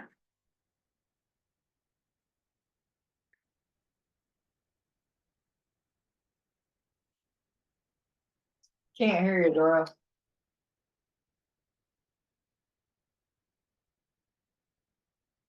Do it again. Click the microphone icon again. No, one more time. Just one click. There you go. Okay, you're on, so. So we Volume or it's because she's got the wrong, sorry. Why don't Dora. we take a pause on Doro's comment? If she has a phone number of anybody in City Hall here, or if anyone has her phone number, I'm happy to call her and put her on speaker. But we'll take a pause. Dora, we're gonna try and figure out a way to get to you for public comment. Just give us a moment here. Are there any public comments inside City Hall? Okay, sir, go ahead and state your name and your address. Okay, my name is Tim Frazier. I live at 217 Cottonwood Street. And I, quite frankly, am surprised in the negotiations that an appraisal has not been made of the property. And I think that it's prudent that before we move any further, that we find out what the value of the property actually is. And I know that the Friends of Howard Preserve support this. Thank you. Thank you. It's the wrong Doro. Tom, do you have it?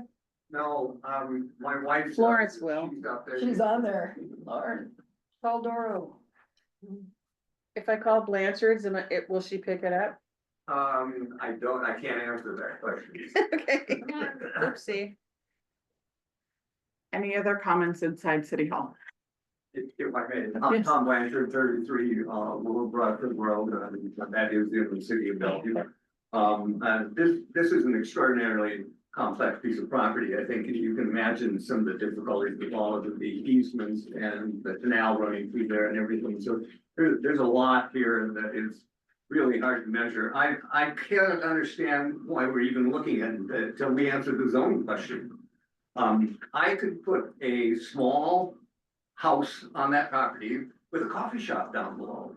And it'd be a great amenity for people on the trail. They could walk in and they could have it would be a tourist attraction. I think it could be a viable, supportable business that would help me retire my loan to build that piece of property down there. So I think you need to handle the zoning issue.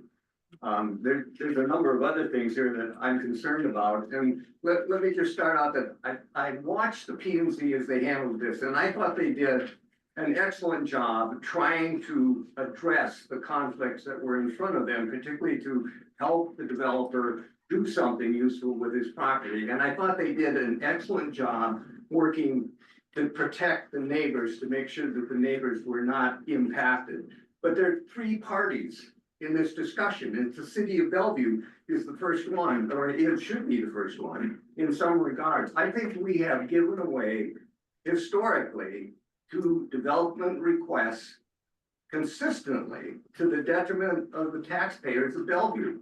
And I think we've got to stop that and consider us as a negotiating partner in this trio here, so that we have something we can give to the developer, we can protect the neighbors, but we can get the things that we need. And I would particularly look at the paved road an important asset to the city that otherwise is gonna be transferred in terms of future development to the taxpayers. And if you look at the way the road operated in the past, which was referenced by the applicant, you could not drive that in the spring because of the potholes, the snow, the slush.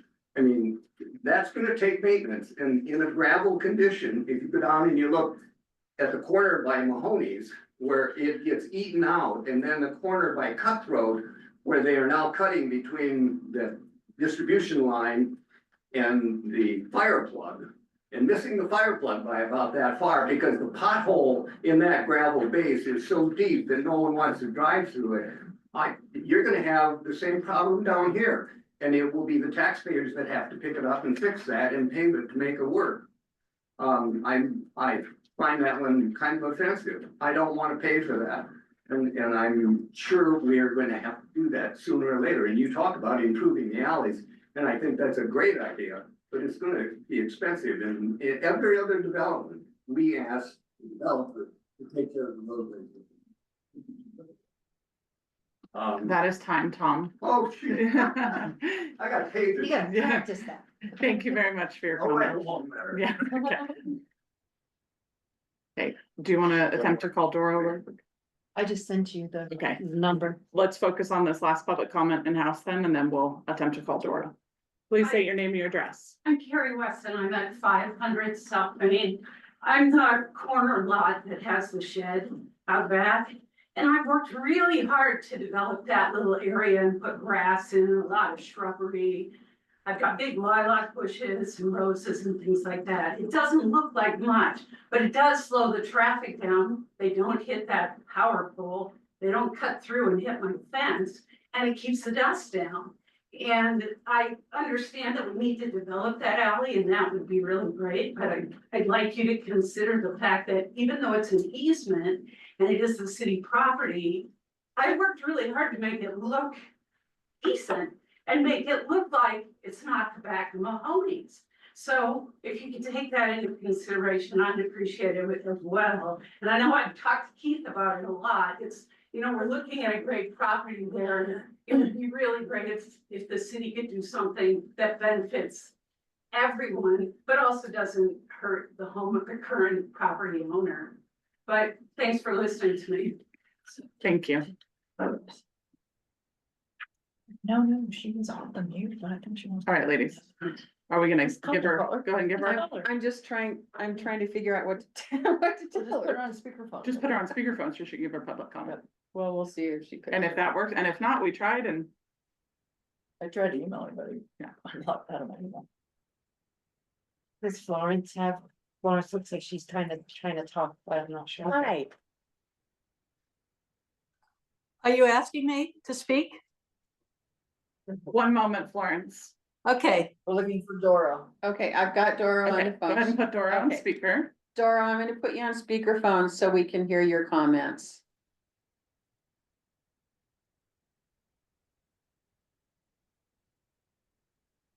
Okay, Please state your name and your address. Dora Spinella, 1217 Glen Aspen Drive. And I want to say that Christine Hill did a great job. We were all down here in the 2017 flood, and that lot 1A was underwater. And it would be a travesty if that lot were ever developed with any structures. And I believe the land trust is trying really hard to meet the condition number 7, to have a memo of intent.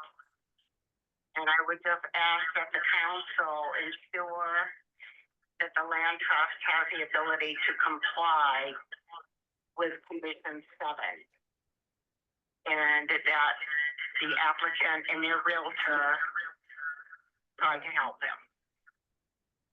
A right of first refusal is not a helpful tool for any nonprofit to try to purchase real property. The PNC never should have used that terminology because it is constrictive. So thank you, Diane, for getting me on the phone. Sure. And I don't know why I couldn't unmute myself. But, good job. Thank you all. Okay, thank you. Dora. Okay, thanks. Florence, did you have your hand raised for public comment? Yes, if you're talking to me, I have a hearing problem and so I'm not there That's- tonight, so, Yeah. excuse me. What I wanted to say is that. Really quick, Florence, can you state your full name and your address yeah. for the record? Florence Blanchard, 33 Lower Broadford Road Thank you. in Bellevue. Thank you. Yeah, I've been attending these council meetings, I can't believe it, but for 50 years now. And the first meeting was in what is now, it's Old City Hall that is now the museum. I have heard over and over and over again, developers using that word, undue hardship for everything. Everything is a damn undue hardship. And we've had a number of city councils that have just kind of folded in the face of developers and given lots of things away. Like Strayhorn is a perfect example. $2.4 million given away. They came back over and over and asked for more. They didn't want to plow the snow off the streets. Okay, the council says, oh, we don't want streetlights. Okay, it's still happening. And anyway, I just want to see this council look out for Bellevue. Get something out of this for Bellevue. Public access through the Howard Preserve is an absolute public access. Let's balance this for the citizens of Bellevue. We don't need to pay the taxes for the things that developers don't want to make, for improvements they want to make, streets they want to build, streets they don't want to improve. So yeah, I'm a little strident here, but it's been 50 years of hearing that. And now let's look out for Bellevue. Thank you. Thank you, Florence. Tom, I love watching you watch your wife. Well, this goes on at the breakfast table. We've got another public comment here.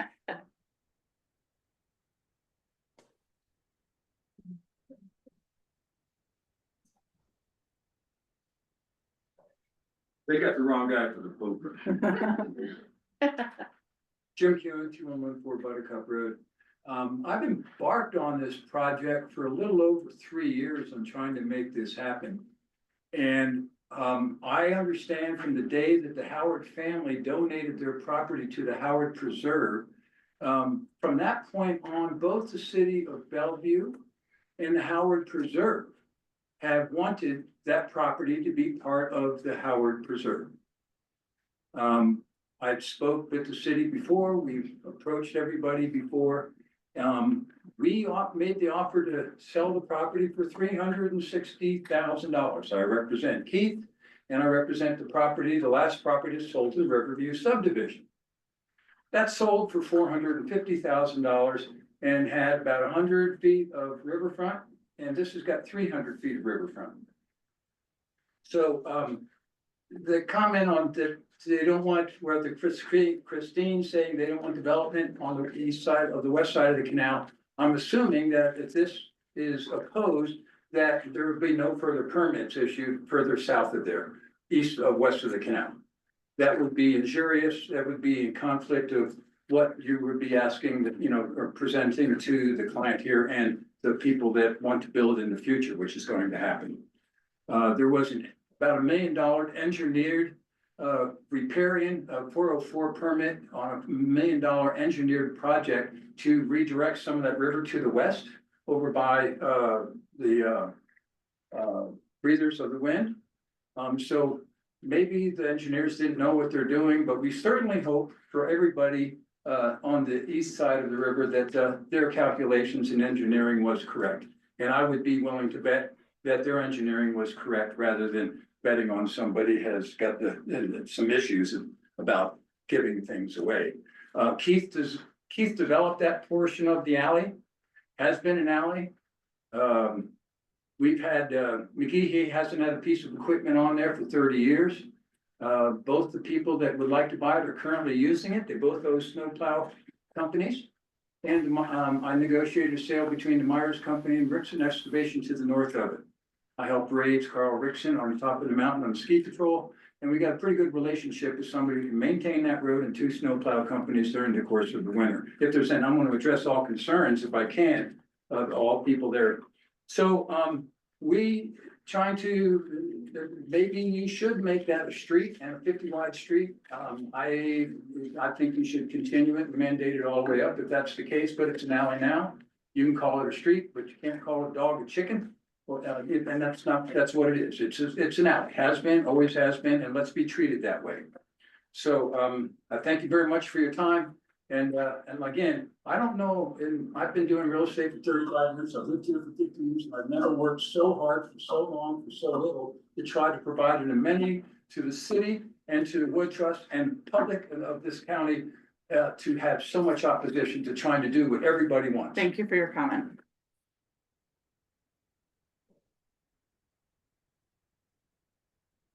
Are there any other comments on Zoom? I'm not seeing any other hands raised with the hand raise button.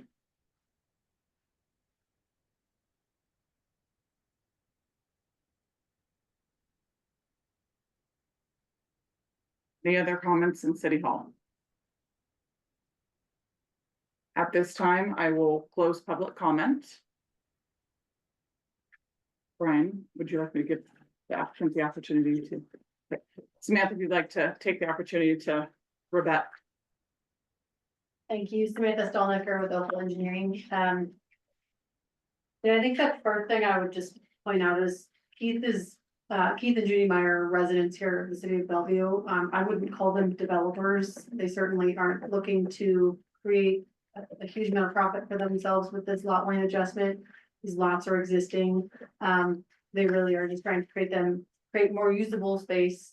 Makes more sense for the city of Bellevue and to create an opportunity to be able to transfer this land to the rightful holder. In terms of the references to the inability for development to take place on the west side of the canal, I think that's inaccurate. I don't think that the city of Bellevue has any restriction that would prohibit development west of the canal. I would argue that the city of Bellevue has standards in place for the protection of the river and in alignment with the comprehensive plan. You have a 100-foot riparian setback, which prohibits a lot of things, disturbances to vegetation. The one thing you don't prohibit really is fences. And that's one thing that could be a benefit of this project as well. If the council decides to, require a condition, no fencing on lot 1A, I think that would be appropriate. It would be a great protection for the flooding that could occur naturally. Again, this is existing property, so in the event of a flood, a property owner could protect their property with the correct processes in the city of Bellevue. I don't think that if there were a flood theoretically on this property, and it did start to encroach into this property, there would be a significant amount of infrastructure to the south that would also be at risk. I think that it would be a benefit to the city of Bellevue to protect their road, and protecting part of this property would be in conjunction with that effort. So, I think that there's a lot of broad statements about protection of the river, and I think that those are broad and unfounded in the city's code. I think that there's protections built into the current city of Bellevue zoning district. I'm happy to answer any questions that you have. We look forward to your deliberation. Thank you. Council, it is at this time that we can open it back up between council to questions for staff, the applicant, or I would allow questions for Wood River Land Trust. I already closed public comment. Yeah. If you have any questions for staff or applicant or the Wood River Land Trust, I feel like that it's your time to ask questions before we close the public hearing and move on to deliberations.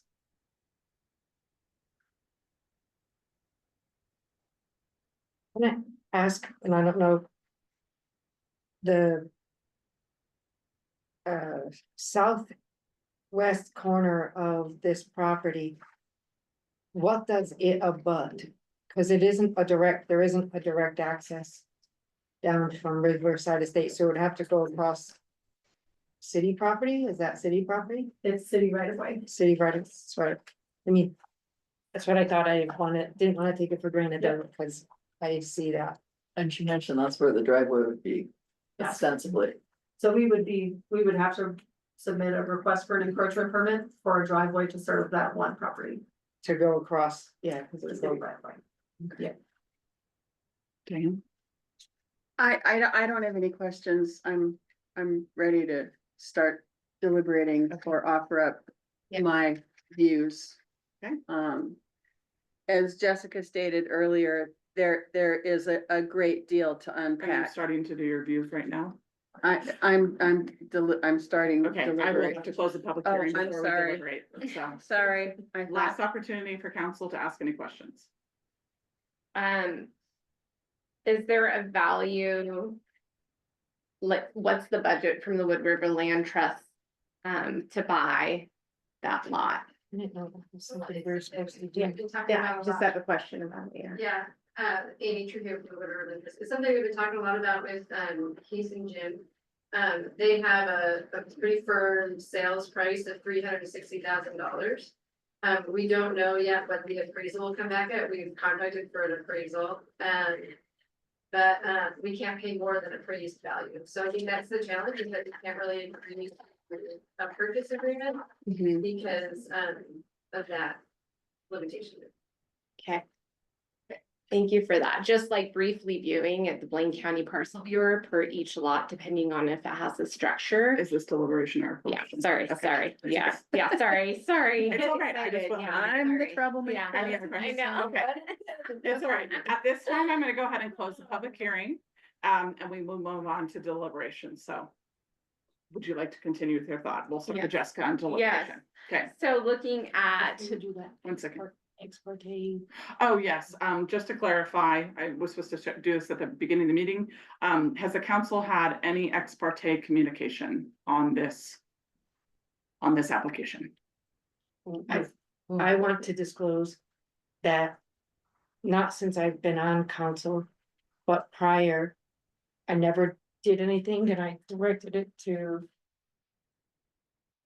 I almost called you Brian, but because your name is Brian, I was like, wait, But I am friends with the owners, I'm friends with the Myers and have been for 30 years, what have you.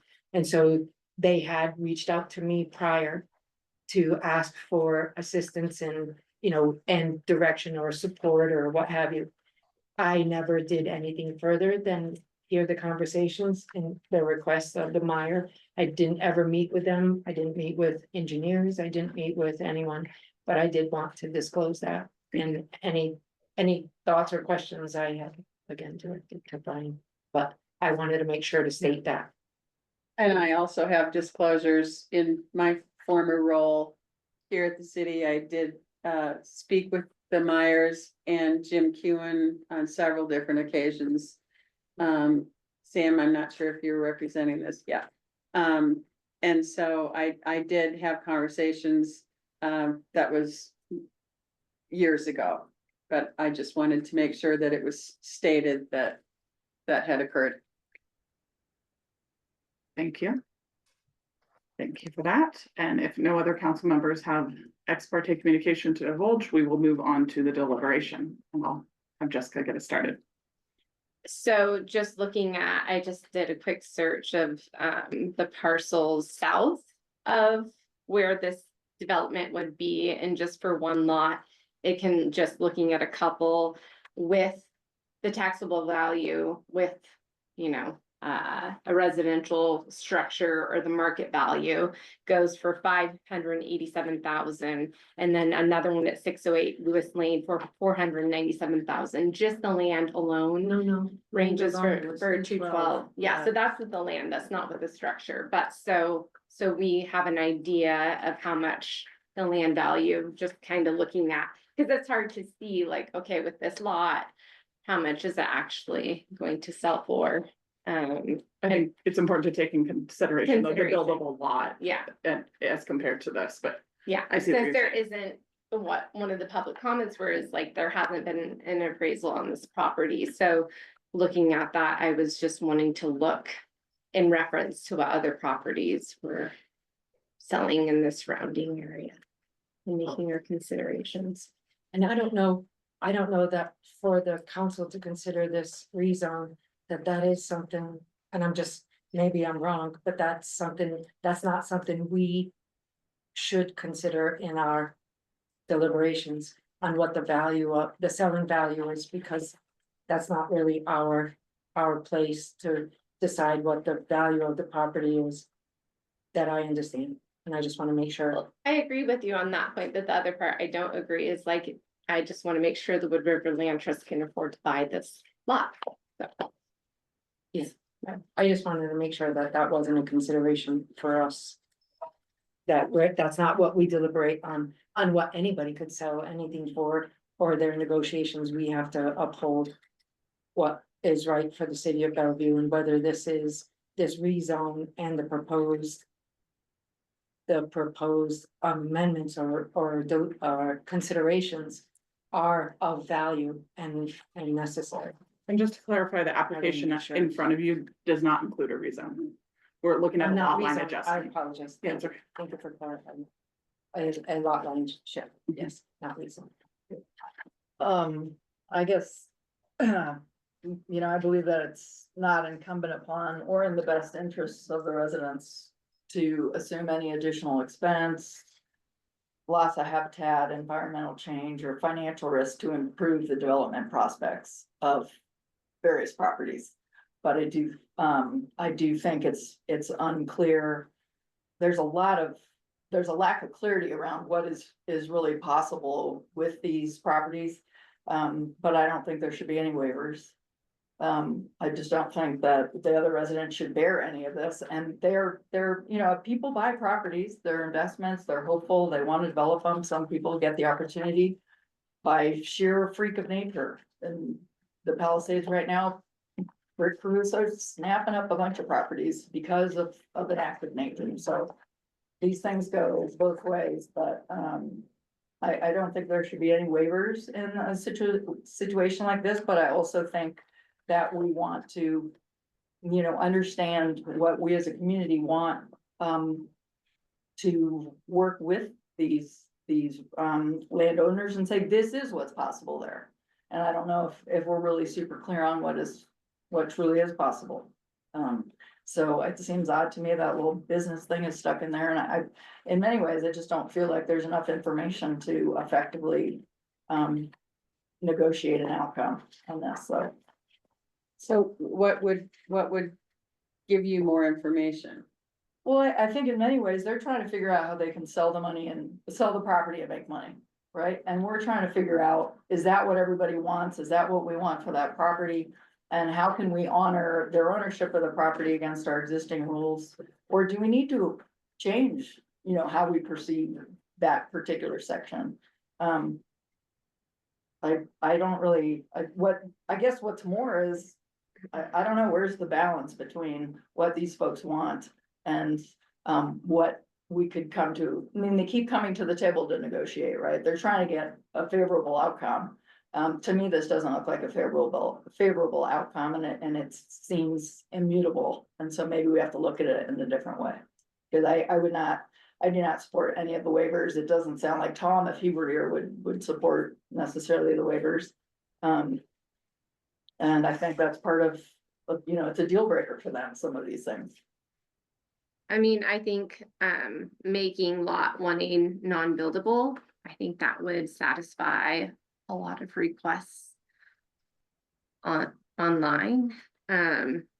with the land trust, with, the recommendations on the floodplains, and adopting plat notes and like the comments that were made online by Christine, what, what the past has shown and what we can't predict the outcomes, but to move forward on that lot and allowing development, I don't think that would be wise within our city. But as for like, the other comment, which I am for, is that, we have been doing for a very long time, the city of Bellevue has been taking on the brunt of developers' infrastructure, and there has to be a compromise moving forward, or we're never going to move forward. So like providing asphalt on those walls, not making exceptions for what needs to be there, as I do understand for the power lines, that is very expensive, figuring out an alternative and working around that. But I heard my community when I looked at this. Yes, it's a lot to digest, but I think there is a way to compromise in some ways or forms, but we just have to figure out what is the best for our community, right? And our developers. So my thoughts, have to do with, one of my thoughts has to do with the improvement of that alley. And I try and think up and down the west side of Main Street, is any portion of any of that alley improved? Is it paved? Is it gravelled? And I'm not thinking of any.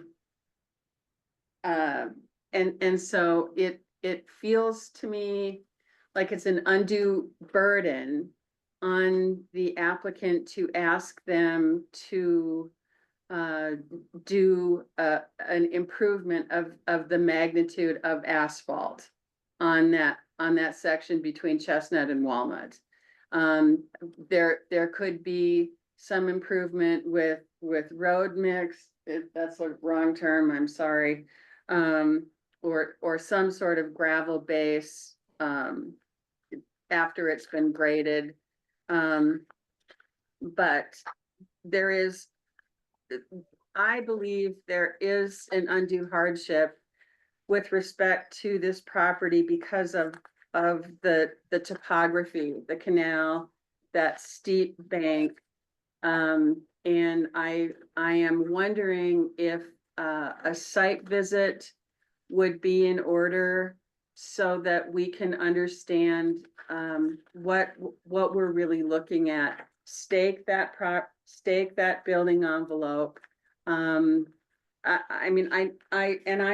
very familiar with the property, but I can look at these pictures, and while there are many of them and they do describe where they're standing and what direction you're looking, it's just really, I feel like it would be beneficial to get on the ground and do a short site visit ahead of our next meeting, or prior to our next meeting. Actually, we couldn't do it prior, ahead of the next at the next council meeting, if we started off with a site visit. There is, where this platted building envelope is shown on lot 1A, it does show it outside of that 100-foot riparian setback. As Christine Hilt mentioned, that property has been underwater more than once. And I do have concerns about any development.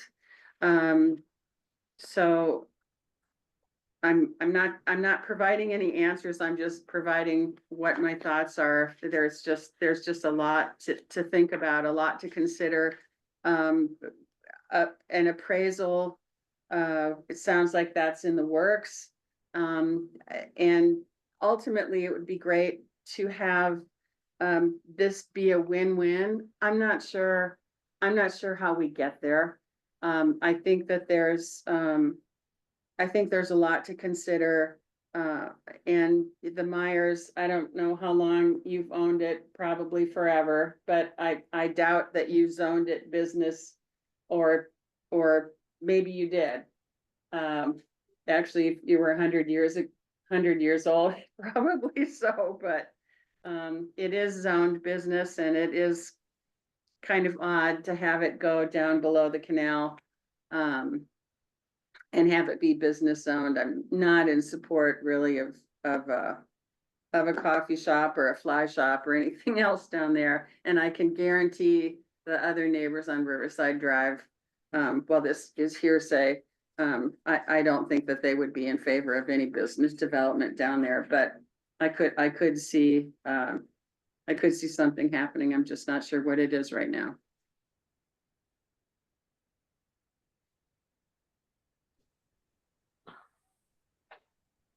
I appreciate and know that for many years, obviously, the Myers have been attempting to negotiate something and they have every right. This is private property rights. Right, so we're not here to, I don't wanna even make it sound like we can tell them how or why they can't develop their property because they have property rights also. And so I appreciate that he's coming to the table and to your point, Diana, I think trying to figure out a way as best as possible within our ability to influence this to be win-win outside of any other agreement or anything that happens. Like to me, ex parte outside of that is not our concern. Really trying to stay focused on this, I think will help us decide whether the concessions we give, whether they are appropriate and or what should come first. I think that just trying to approve it tonight without, from me, tonight without, I think it would be nice to do a site visit, even though I'm down there and I've been down there 50 million times, because the Myers have allowed me access, when I've done the haunted forest. But the council, this new council, and people haven't been around as long, possibly, and just to kind of look at it might put things into perspective. Because as I looked at some of the notes, it says the district will give up existing bank if, and that's underlined 4 times, a wall is installed. So it's not that they're giving it up and they're saying it's okay, 14 feet. They're saying it's okay if this happens, right? Not, so how does that happen? Does it happen beforehand? Is that supposed to happen like in concert with? I'd like to see this happen. I would like to see a lot line shift happen. I have reservation over the zoning of that 1A, without a doubt. And then the improvement, I don't agree that it's a hardship. It doesn't have to be seen as a hardship, whether it's in line with what is already there, right? But obviously there would be considerations also that the city not be responsible for clearing that space. If it's not gonna be brought up, it doesn't matter that it's one strip between Chestnut and Walnut. That it's regardless. That's, again, how do standards start? They have to start somewhere. They started somewhere in our city. It all used to be dirt roads. So, how do we start the standard? We enforce it, we make it happen. And just to be clear, I think the hardship, maybe I wasn't clear in my statement, would come if this was required to be improved as an 80-foot wide right of way, as a street. Yeah. I could see an alley being some kind of compromise that the city could offer up. I just think that there's too much in my mind, for me to try and come to any sort of decision on this tonight. There were some graphics, Brian, that you put up that were not in our packet that I would like to see. Or maybe they were in the packet. They were not, as brightly colored, but they Okay. So I really am not comfortable trying to move forward with this tonight. I want to bring Sean into the conversation. Sean, do you?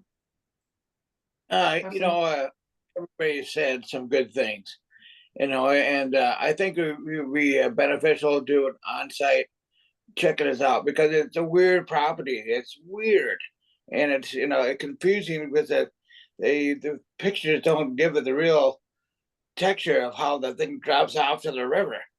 And also, I would like to explore maybe rezoning. Those are my two things I would like to see it happen. Not tonight. And we're not ready tonight. There's too many questions.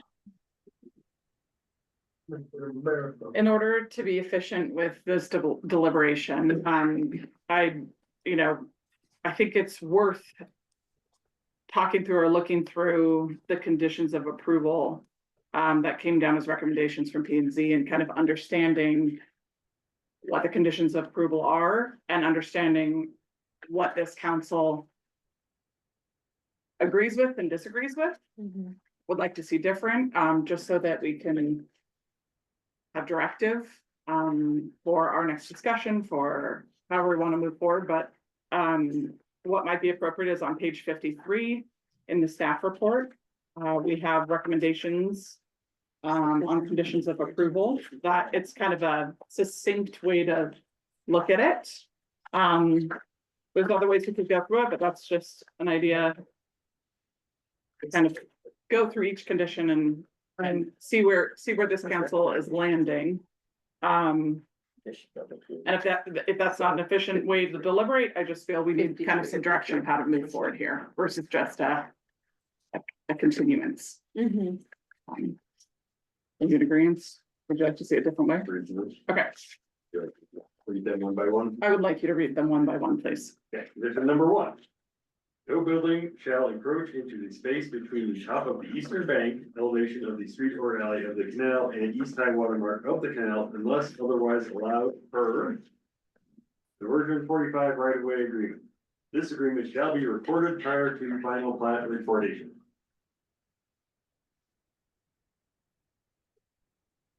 So would you like to discuss that condition?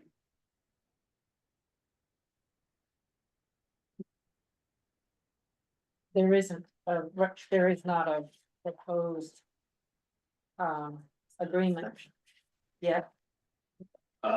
Like language or anything that's been written or drafted by has there been any language written Yes. or drafted? Yes, condition That- one that- in your packet. So what we're looking at is a lot line adjustment with conditions of approval that came down from P and Z. So at this time, the Myers have been bringing this to council. Previous council, repeated council, this has been a discussion. So, if there's an all-out denial tonight, that's one thing. But if there's we need more information, we need more time, we need more discussion. I feel it's appropriate to have more direction for that next discussion so that our applicants aren't continuing to spend time on this without much direction. And money. It feels appropriate to kind of start to drill down a little bit onto the conditions because we have had this information in our packet now and it has been continued multiple times, but I think it's important for us to just kind of create more direction. So, well, this is the first time I've seen This is the first time I've seen. no, I'm not saying that the packet was included, but it has been continued multiple times. But without us being able to review it. Yes, without us being able to until- review. Yeah, but- this past week. Okay, I just want wanted to to keep make sure. the ball rolling. cool. I just wanted to clarify that too. Yes. Like, somebody received it and I didn't. No. see So that being said, if you're comfortable, I feel like we should understand and have opinions on the conditions, and if you're not comfortable and you need a site visit as your next step, and a little more time with these conditions, and that's the appropriate path forward, I'm just looking for kind of the next step within this discourse. Is the letter from the now district included in this packet? Yes, I didn't, that's what I was just making sure. I think it's in there. I apologize. It was in there. I didn't see that. Page 86 of your packet. I'm sorry. And so the canal district, as I understand it, John, did you leave? Yeah. You bet. Is for maintenance purposes. Yes, and so, is there an opportunity for maintenance only to take place on from the west side of the canal rather than both sides? Guess that's my first question. I get, that would be, you know, go ahead. Those will be questions to ask for follow-up, because at this time, we're not in the question and answer part of deliberation. Thank you. Yes. I guess Yeah. that's one thing for clarification that I would need before I'm comfortable moving or Brian, might approving be able to do condition that. number 1. Okay, Brian has noted that. Thank you. Sorry to be so difficult. That's okay.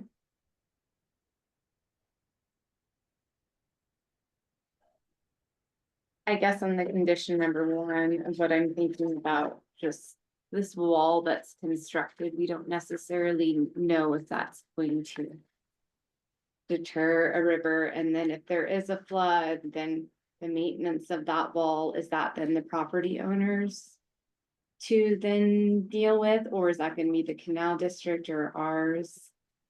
Do we know?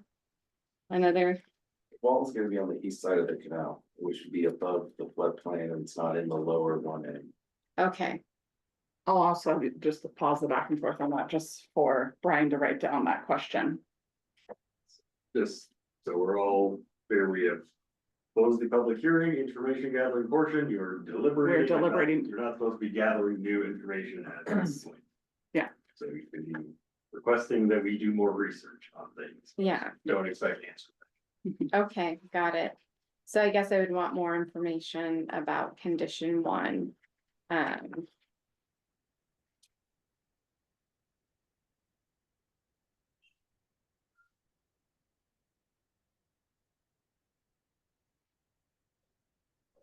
Feel it's appropriate at this time to request that someone makes a motion to continue the public hearing. And I think let's get any other outstanding questions or need for information on the table here. So we can give directive to staff and that the applicant can understand if there's any more information that needs to be collected prior to the next meeting. So what would you prefer first, the motion to continue or Questions? questions? Any other questions or direction, and then a motion to continue. Were we gonna continue going through these conditions? I feel like it's not productive at this time. Okay. So I would say put some questions out there to the applicant and staff, unless you guys disagree. It just feels like there's more rumination that individually needs to happen between yourself as council members with this packet. It feels like it needs a little bit more time, plus potentially more information. So what do you need prior to the next public hearing on this? I'd like more information about how these properties could be used in their current configuration, how it would impact the surrounding environment, considering it's a business zone. So an environmental impact. Not even environmental, but I mean, how do the customers get there, and what does it change to the residential neighborhood that may be a significant ingress, or maybe it won't? Maybe when they design it and they show and they say this is how it would happen, they don't come in from Riverdale or that's not how they get in there. This is how it's gonna be. This is where the impact would be. As I mentioned earlier, my concern is just is making sure that the impact that the residents aren't paying for, they're not paying for it, for the opportunity to make this a more attractive sale. Marie, just a point of clarification, by current configuration, do you mean 6 individual building lots as they're currently designed or as? No, this proposal for the lot line, which to me, and perhaps I'm wrong, and this could be a point of clarification, seems to me to be a change to make the property more attractive for sale, to make it more valuable. Maybe that's not true. Maybe it's less valuable now.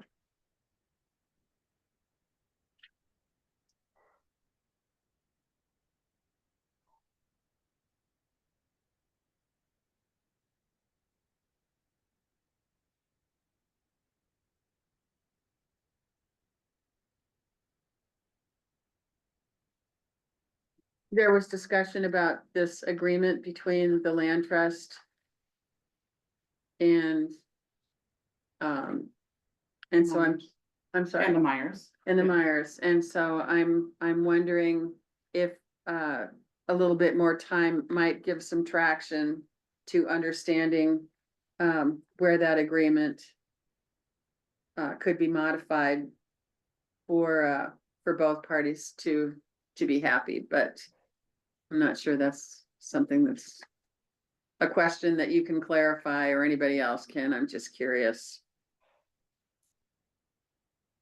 I'll make the motion. How do you want me to do it?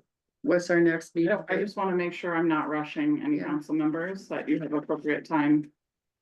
As for like the alley between Chestnut and Walnut, going for the gravel, I would like an alternative. I strongly believe that Bellevue deserves to have roads. And especially if you're going to be constructing a brand new building, I think that should be part of that. And what is the middle ground of that? And as you know, other points were brought to the council this evening, managing those very large potholes and I don't know, thinking about our future and just installing more gravel roads. As for that waiver, I don't see that as a hardship. Just so for clarification for me, so I understand that, the lot 1A, the building envelope, the development of that lot, you're not comfortable with the driveway aspect of it not being paved? I'm not comfortable. So if there's a driveway going into lot 1A, that's like on the property, that being gravel, but the surrounding, is that The alley up above, Between Chestnut and Walnut. you'd, okay, okay. Because it's going to produce more traffic, no matter what it is, in going down to that area. So if we don't have any improvements to that, I just, it's more work. So you'd like to understand the alternative between asphalt and gravel? Yeah, the alternative and what that looks like. Because also for us to say, okay, we're gonna put it on the property owner to then maintain that, you know, then what is that on our staff time to enforce that? So. Is it possible to ask for regarding lot 1A, is it possible to ask the owners to consider that no building occur down there? That the land, you know, be restricted to no building occurring?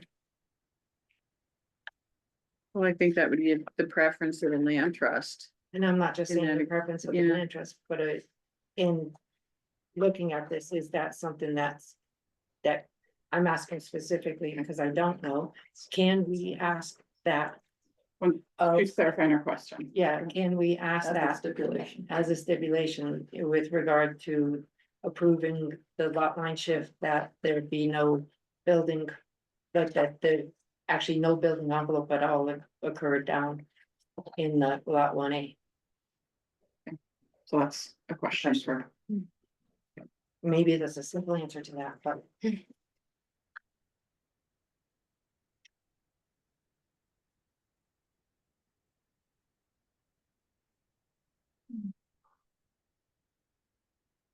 it appropriate for them to gather their questions outside of this in between the next hearing and present them to staff via email? Okay, so I would Next take a motion meeting at date. this time. Next meeting date, Next meeting date is I know we've got Memorial Day. I believe next it's the summer. 27th, because it's bumped for Memorial Day, so next that'd meeting be day is May 27th. A Tuesday. Tuesday, yes. Tuesday. I would move to approve, sorry, I move to continue this lot line adjustment application for Myers, Keith and Judy Myers, to a date certain of May 27. Yeah, for clarification question. Yes. Are we having a site visit as part of the city council meeting, or is it just to start the city hall? I would think that we would start at City Hall, correct me if I'm wrong. It would be, the meeting would be noticed to start at City Hall and then move to the site visit and then come back? Or would we start We our city could, council meeting at the site visit and then come back to City Hall? Okay, A site visit. Property. Post that on the agenda. and then return to City Hall. yes, Thank you for clarifying. I will amend my motion to begin the May 27 meeting on site. That site to be determined whether we start at Riverside Drive down below or whether we start at Walnut. The intersection of Walnut and the alley back there. That's the amendment to my motion, that we would start our May 27 meeting on one of those two sites. Second. Davis, Yes. Council President Shay, Yes. Yes. Councilmember Ovina, Yes. Councilmember Mahoney. Yes. Thank you. At this time, I'm going to call for a 5-minute recess just for council water break, bathroom break, and then we will reconvene and start our workshop on our right-of-way management. Back to order. I'd like to introduce item 7A, right-of-way management work session. I will have Brian Parker, our community development director, start us off. Let me pause really quick and just say, I appreciate everyone for their patience in getting to this item. I know this was a very long agenda and your ability to take the time out to be here tonight to participate in this is very much appreciated. And I hope we can make this workshop worth everyone's while. So thank you. All right, I'm gonna try and be quick. Yeah, so we at the last council meeting got some public comment on a garden in the right of way that was taken out, and there was discussion between now and then on options on how to do this in a different way and to allow some options in right of way. So I just wanted to go through kind of what the right of way is, what currently exists in there, and kind of some next steps. So first off, definition: a strip of land dedicated or required for use as a public thoroughfare, which normally includes streets, sidewalks, and other public utilities or service areas. So for example, all the streets on the original plat of Bellevue are public right of ways. If you zoom real close or go to the recorder's office and stand about this far away from it, you will see 80 feet for most of the interior streets, 100 feet for Main Street, and then 25 feet for the alleys as platted right of way in the original town site. The newer subdivisions in town have some different ones. Strayhorn has some 50-foot right of ways, some 60-foot right of ways, some 80-foot right of ways. But yeah, for the most part, it is an 80-foot right of way for the public streets and then 25 for the alleys. And these serve a lot of uses. There's typically a 22-foot traveled roadway in the streets. And then on the edges, there's an additional 30-ish feet of space that we use for snow storage, drainage, sidewalks, utilities, planning for future sidewalks, and so on and so on. Over that, so I just went for a walk at lunch today and took some pictures of some stuff that I saw in our right of ways that is technically out of compliance with our code currently. This one is of somebody's yard that has grown out into the street. The power pole here is usually a couple feet from the edge of the right of way. So everything between the power pole and the street and the edge of asphalt is technically an encroachment. There's a bunch of parking in the street, mailboxes. If you look real closely, there's a fence up the street. If you look even further, somebody is storing a bunch of construction materials. This one, again, you have to look pretty closely. There's landscaping, obviously, in the right of way. Here's a couple of sprinkler heads indicating there's underground landscaping irrigation installed in our property. And then some parking again. There's a very nice tree that I can see from my office that I would really be saddened to see go, but also really inhibits snow storage abilities, drainage, sidewalk installation, etc. And it's also at a corner, so it inhibits vision of traffic looking for oncoming traffic going the other way.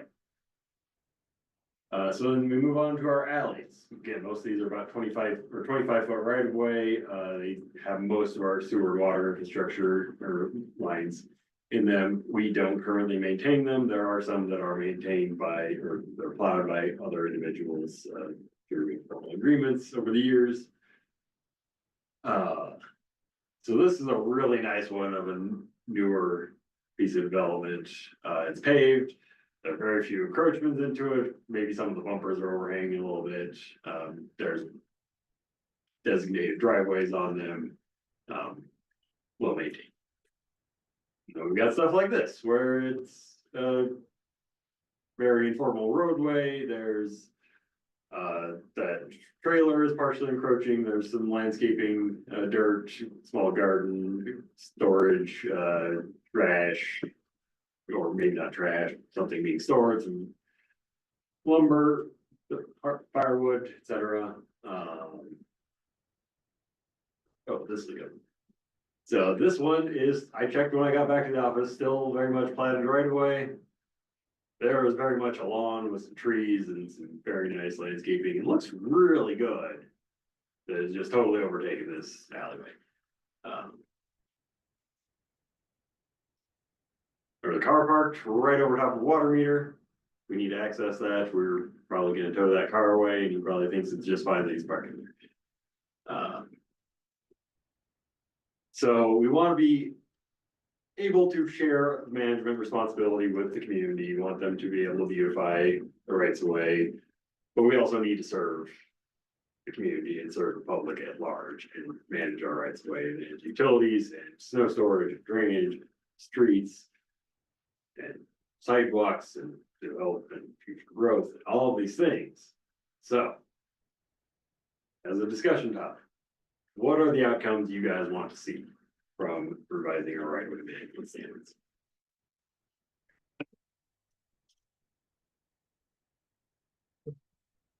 Can I participate in this? No? We will open it up for public comment and participation. We're gonna start with the council and then we're gonna open it up to the public. We'd like to see people being able to, be stewards of the environment in spaces that they've already been accustomed to using for multiple years.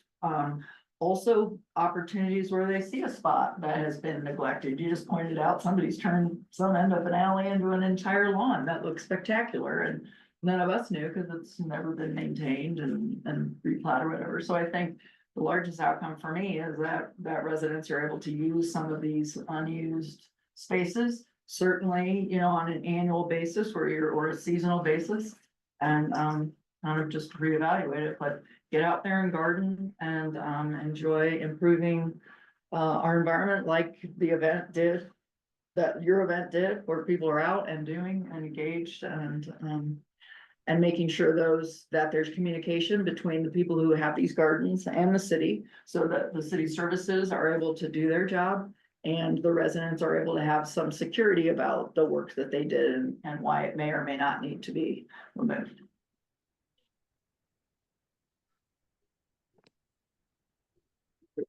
When I'm thinking about this and how we go forward with it, I think to make it successful, we would need to create different criterias. Like if you're going to have a garden out front, what does that look like? Because if for snow plows and, everything that needs to maintain the streets during our winter time, what does that structure look like? If you're planting, yeah, then we would have to go through. If it's on a corner, you can't plant a tree or, I'm all for it. It's just more figuring out what you're doing. And then, for like things that are more like if you're gonna do a garden, you probably should get a permit or some sort to do that so we can track that, right? Or I just don't know like how we manage it, because the other thing too is because everybody could get excited and someone's like, oh, I have this property, I'm gonna do a garden and I'm gonna rototill this, and then they just give up after a year and then, I think you're gonna like to hear what Leachy has to say. And Seattle is one of the, right, your home is one of the areas that has a kind of a, pilot program slash model program that part of his efforts are based on. So I totally agree, and you're spot on. Yeah.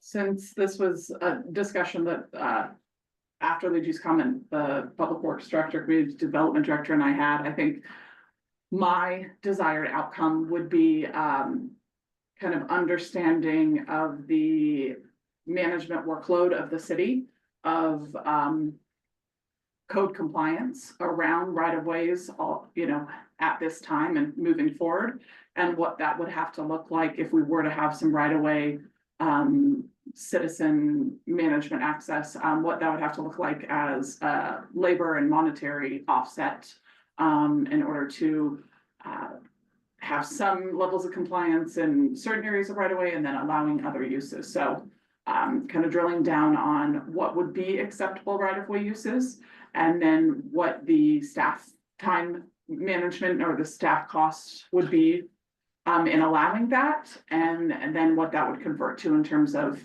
a permit, a fee, and what makes the most sense for our citizens, what they desire the most to use right-of-way access for. So that's where getting public interaction on this, I think, is going to be very important in kind of understanding what do people even want to be able to do. I would think that, for me, there would be no permanent structures out in the right of way, like I'm just envisioning like railroad ties being hammered into the ground so that our plows go by and damage them, damage our plows. Types and sizes of plantings that occur within the right of way. And then a larger question for me is if everybody in the city chose to do some sort of a planting, adopt a strip, adopt a planting area, whether it's adjacent to their property or somewhere else, and they've got permission from the landowner to do this on a vacant lot. Resources, we have been talking for months about water. And not everybody, I'm not sure anybody is metered, but it's a question in my mind about how can we sustain this if everybody decides to do it? And it's like Mayor said about our city resources, our staff. Someone has drip irrigation, someone has an overhead sprinkler, and it's going 24/7 in the heat of the summer. Those are concerns for me. to clarify the concern about water usage and water usage, affecting road condition or alley condition. Is kind of what you're saying in terms of what your concerns would be. Water consumption and, and types of plantings. I wonder if there's any, just I was spent 2 hours yesterday out in front of my property near my water things, edging out all my dandelions and thinking about it, like, that's technically that right of way is city. Like, I shouldn't even have to do that, right? Like, what if it's not even necessarily, oh, gardens and everything else, but what can we do to incentivize people to just take care of Pride of ownership, yeah. I'd like to now start to open this up to public comment. With this, I'll start with 3 minutes, but I'm happy to go back and, you know, engage a little bit with the back and forth, but I want to start with 3-minute public comment. Please state your name and your address for the record. And then after public comment, we'll probably end up in a bit of a back and forth discussion. So I'll go ahead and open up public comment. Okay, oh, sorry. Raise your hand and I'll call on you. It's okay. I will start with you, sir. Okay. Yeah. Tim Fraser, 217 Cottonwood. A few years ago, I re-landscaped my yard. And part of it certainly encompassed the right of way. Because the city doesn't maintain them. And quite frankly, if you don't, they're gonna be an eyesore. There's gonna be nothing but weeds, etc. And with an eye toward water management, I did a fair amount of, well, almost zero scaping in the landscape. But that landscaping does indeed encroach on what on the right of way. And so I'm curious as to really what are my rights for that? Do I have any? I mean, if the city chose to come plow all that out and cut me back to where my property line is, I mean, it would take out a good bit of that landscape. And I really want to know, you know, where I stand on this as a property owner, because I want it to look good. You know, and I'm building another fence, you know, I want to put that in. But if part of it's the landscape is gonna go away, I'm not gonna do that. Okay, so anyway, I'm just curious about what my rights are. Thank you. Go ahead. Hello, my name is Lee Jewett. I live at 317 Pine Street. I've been thinking about this a lot, actually, and doing a lot of research. These are just some notes that I have compiled to help me understand. So first of all, none of you need more to do. It's almost 9 o'clock. I think your meeting was supposed to end at 7:30. You don't need to be here longer. And I would like to propose that we. Make sure clerk gets a copy. Oh, sorry. Anybody else like one? Oh, sure. Yeah.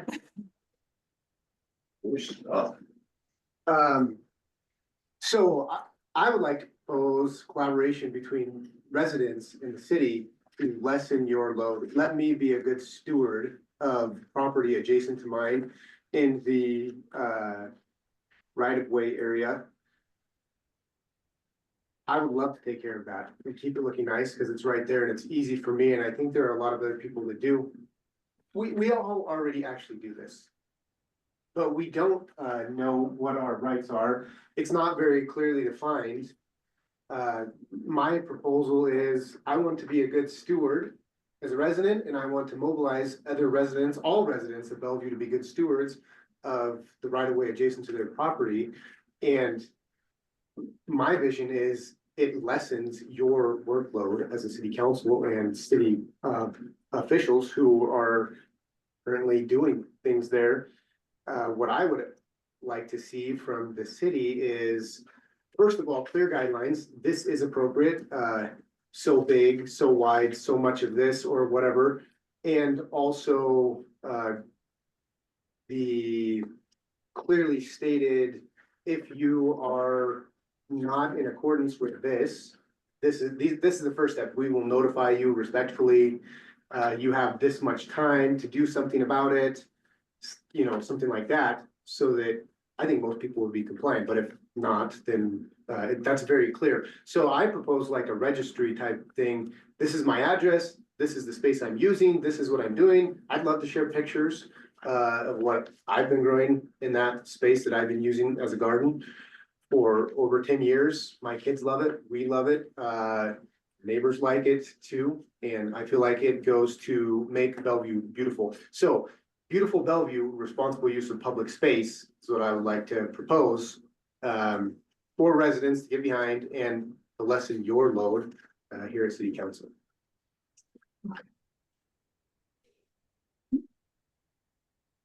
Hi, I'm Michelle Manila. I live on 209 Cottonwood next to Tim. And I bought my place in 2013 and it was an eyesore. And at that time, Koch was the mayor. And I asked him, I said, hey, I want to beautify Bellevue. And that was my say in 2013 or 2013. And he goes, come look at my house. Whatever I did, you can do. Because I couldn't figure out what the encroachment was. Well, I did find out what it was. And in essence, I don't really have a yard, but my yard has been planted. And I feel that I'm on a main road and I want my house to look nice. And I think I love Bellevue. And I've always said, we are the gateway to the Wood River Valley. And I mean, you drive in and there's like the burnt out house here, there's this, and it just irks me. So your idea, I loved when I lived in Haley area to walk down the alleys and look at what people were doing. It's awesome what people do, their creativity. And, in the winter, nobody plows our alley. So, hey, but I understand if it's in the way, but talk to me, don't cut down a tree. I'd strike 3 with me right now, the stuff that's been destroyed. Just give me a warning. And the number one thing right here, the resident will be respectfully notified. I find that the most important thing. Let's respect each other. Don't go and destroy my property. And then I have to find you and talk to you. That's all hurt for me. But this could be an awesome thing. It's such a win-win, beautiful idea. So yes, I'm here for that. That's why I've been here for 3 hours. Thank you for your comment. But our fire chief has had his hand up. Yes, so I will get to the Zoom comments in one moment. I'll call on our chief here, name and address. Not the chief, Greg Beaver, 113 South 7th Street, Bellevue. I purchased my house in 1990. Not everybody was born in this room at that time. And I purchased that house because there was city rules. I didn't do subdivision because you got your, blah, blah, blah. If he can grow a garden in his alley, I can store my camper in there. I pay to have it stored in the winter because I can't get it 10 feet, from asphalt edge. I would like to see that with everybody, my neighbors, nobody adheres to that, So just mind you guys, when you make these rules, I used to store a little trailer back there and now 50 feet for the alley. He can access the water meter. I can go through there with any one of my fire trucks. Excuse me, they came by and made me relocate it. I did. The neighbor still parks his Toyota down the street. Landscapers, blah, blah, blah. No big deal. I make sure all the weeds are cut down. When they came through last year, the first time in many years, the city took care of their right of way. They didn't have to do mine. I already do it. I spend time out there with my dogs, taking care of that right away. I got a sprinkler system. I didn't put it in the grass, I put it at my setback. Cause I don't wanna, the plows to tear it out, which they can, it's their right to store that in there. So just be mindful when you make these rules, that if he can have a garden, I can park my camper there. I don't have to pay $200 a month to store my camper somewhere. I can shovel it just as much in the alleyway, so that's it. Thank you. We'll go to Zoom. We've got Kristen Fletcher. State your name and address for the record, 3 minutes. Kristen Fletcher, 200 North 4th in Bellevue.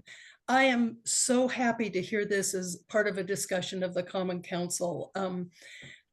2 thoughts. One, as you folks are considering this, keep in mind that there are established trees. I have 4 mature trees that are planted, I'm sure 50 years ago, what they thought was along the lot line. Turns out it's just outside the lot line. I've spent probably, well, in excess of $1,000 having it professionally, one of the trees particular professionally pruned by Alpine Landscaping. That's not something that the city does. That's something that I've done. So the 2 things, there are established big trees, like Brian mentioned, the one on the corner. But then you'll also need to consider new plantings, somebody has a new idea for a right of way. So just keep in mind those 2 things. I love the idea of this being a longer conversation, like the gentleman who has a garden plot in the right of way, that I think having open houses or somehow community meetings where people can come and put forth their suggestions, what issues they have. I mean, I take care of the weeds on my property, which the city doesn't do. I mean, it's required by state law to manage Idaho designated noxious weeds. And I do that on behalf of the city. And it's like the woman said before, it's because I want my side yard to look nice. I mow it, I water it, I take care of the trees, and I think most homeowners want to do that, not only to make their own property attractive, but to make the city of Bellevue more attractive. We've all seen lots where people aren't looking after the fences or the trees, or, they aren't watered, they die, and it's really an eyesore. So I guess finally, I encourage you to have maybe a series of open houses and conversations with the community, because I think the citizens will have some really good ideas. I think a lot of people have been thinking about this for a long time. So I think citizens will have some really good ideas to suggest of ways that this can be worked out, and we can co-manage these important areas. So thank you very much. Thank you for your comment. Amy, would you take a moment to pull up the public comment, the written public comment we received, or just read it into the record? I can also pull it off myself. I left.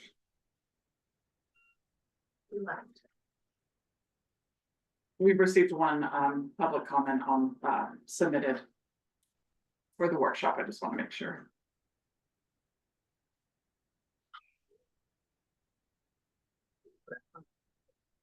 Thank you.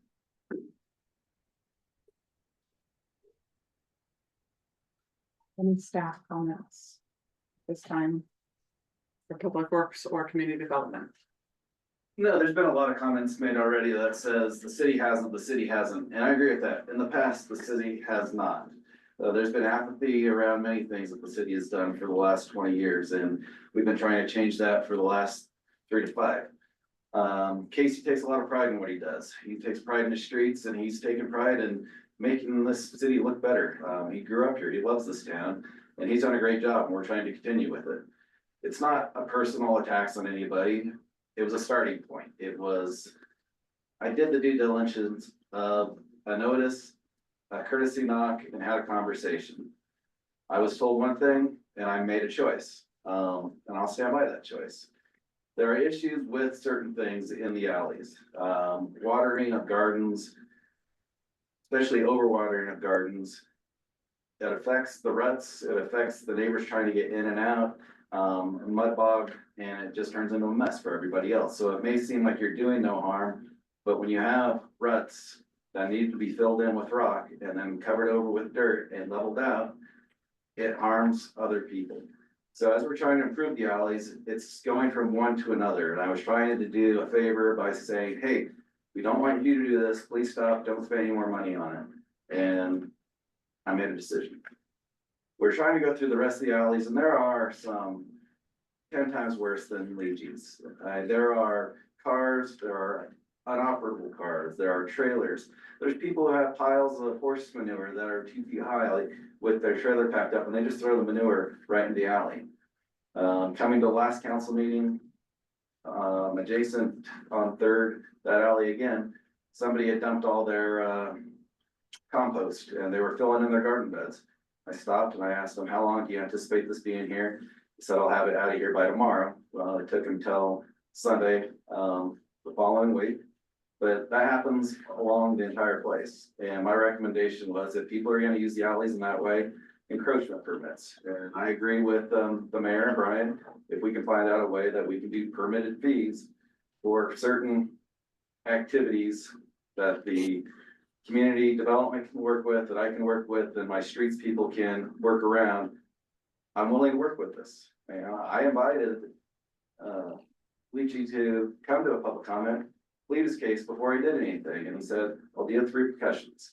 So, you know, I want to see this work. I want to be a good member of the community, and if there's a way we can make this work, but it is posted that there will be no obstruction, there will be no excavation, there will be no diversion of water that can ruin the right of ways. And so we do have something in place. It is pretty detailed. And I am willing to work with whatever this council comes up with, but it will have a long-term impact, whether it's good or bad. And like Greg said, you know, they may see a use that's beneficial and doesn't harm anybody, but then somebody says, well, if they can do that, I should be able to do this. And if I pay my permit, I should be able to put, you know, my ton of bricks right here. So it's a balance, and it's your guys' decision, and Public Works will work with it. Thank you. Yeah, go. You're right. I can just read it. Okay, we have a public comment that will be read into the record. Would you like me to read it since I'm right here? I don't know why my full screen's cut me off. That would be a yes. Go for it, Brian. This is from Caitlin McCarthy, no address given. I wanted to submit a public comment regarding the beautiful Bellevue proposal that may be addressed at Monday's council meeting. As a Bellevue resident, I am in full support of allowing residents to have small gardens in the alley, as long as the gardens do not impinge on the right of way or restrict access of emergency vehicles. I think that allowing alleyway gardens is a perfect way to support Bellevue residents by giving them additional access to a healthy, low-cost food source. More gardens mean healthier families, a healthier environment, and the opportunity for building stronger relationships with our neighbors as we share veggies and gardening kits. Haley has numerous gardens being grown outside of property lines along the bike path. Yes, the gardens. Nice emphasis. Well done.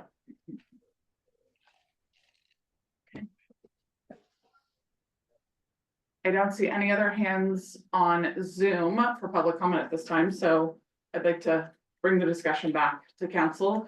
But if you have any questions for anyone who public commented, we can engage. Luigi, did you have one more public comment or? Yes, I would like to talk again. Okay. My name is Lee Wade. I live at 317 Pine Street. Chris, that was awfully nice of you to invite me to make a public comment on Wednesday. And then on Thursday, dump road mix on the area that I was using as a gravel or as a garden. So I don't feel like I have time to make public comment before you took your action there. But I appreciate that you offered that for public comment. And also, Greg, I feel like parking your camper is an appropriate use of public space. If you can get a fire truck by there and keep my house safe and your house safe, I feel like that's appropriate. And what I propose is some guidelines that all of us can, first of all, know about. They're very clear. And I'm saying a lot of things here. I'm against the permitting process. We don't need more, you don't need more work. You don't need to oversee permitting. You don't need to make money off of it. We as residents want to be stewards of the public space and lessen your load. We want you to take care of the streets. And make sure we have clean water to drink and that our toilets flush. That's what we want you to do. We want to take care of space that we can easily take care of within our means. People spend a lot of money doing that already, knowing that technically that's not our space. And I mean, I've never made a claim to that space and I am not trying to, and I don't think anybody else is. We just want some really clear guidelines of what is acceptable and clear expectations on how we will be treated around that. Really, we want to collaborate with city officials to make Bellevue beautiful. I just, thank you. And in the spirit of it being a workshop, so a little bit of back and forth dialogue, I want it to be clear that there currently are clear guidelines by way of our ordinance. And so those guidelines do exist on what is acceptable in right of ways and what the penalties are for the non-approved use of right of ways. So those do exist. I think what we're looking at is how can we workshop through solutions outside of what that current ordinance stipulates, because that is a very kind of cut and dry what's allowed and what's not allowed, and pretty much nothing's allowed in the right of way. Yes, So that is true. that does exist. So I think, and that's part of what our city has been working on is code enforcement, which has been a very big ask of the citizens is where's code enforcement? What's happening with code enforcement? Well, the enforcement of right of ways is code enforcement. And so that is what you're seeing happen. And why these conversations are starting to come up is because what hasn't happened is enforcement of our right of ways. And so what is now happening is enforcement of the right of ways. This feels like an appropriate discussion of what else could we be doing with the right of ways that the citizens have a desire to do in terms of beautification? Is that, do the citizens desire the beautification of a camper in a right of way? Or are we talking about gardens? I mean, I think that there's a lot that can be discussed about how right of ways could be used. I think that the collaboration of citizen and city is vital because the city will have to determine if ordinances are changed to allow this. The city will have to determine what staff management will go into this. The city will have to determine how compliance exists around all of this. But I think like you've suggested, and also Kristen Fletcher, this is something that the citizens have expressed they desire, that they want a beautiful Bellevue. They want to beautify Bellevue and be a part of it. So I think that's why this workshop's important, is to understand how the function of the city and the desire of the citizens can come together to get to a great solution for all, hopefully. So I just did want to clarify that there are already existing rules. And what we're talking about is adjustments to those rules or process around how those rules are, enforced. Yes. Brian, I know you wanted to make. Yeah, so there are a couple points. One is, I just felt like there's been negativity. I want to make sure that we're focusing on positive items. Yeah. We are maintaining our right of ways, we are doing code enforcement, we are doing the things that we are supposed to be doing as a local government. And we're finding pain points.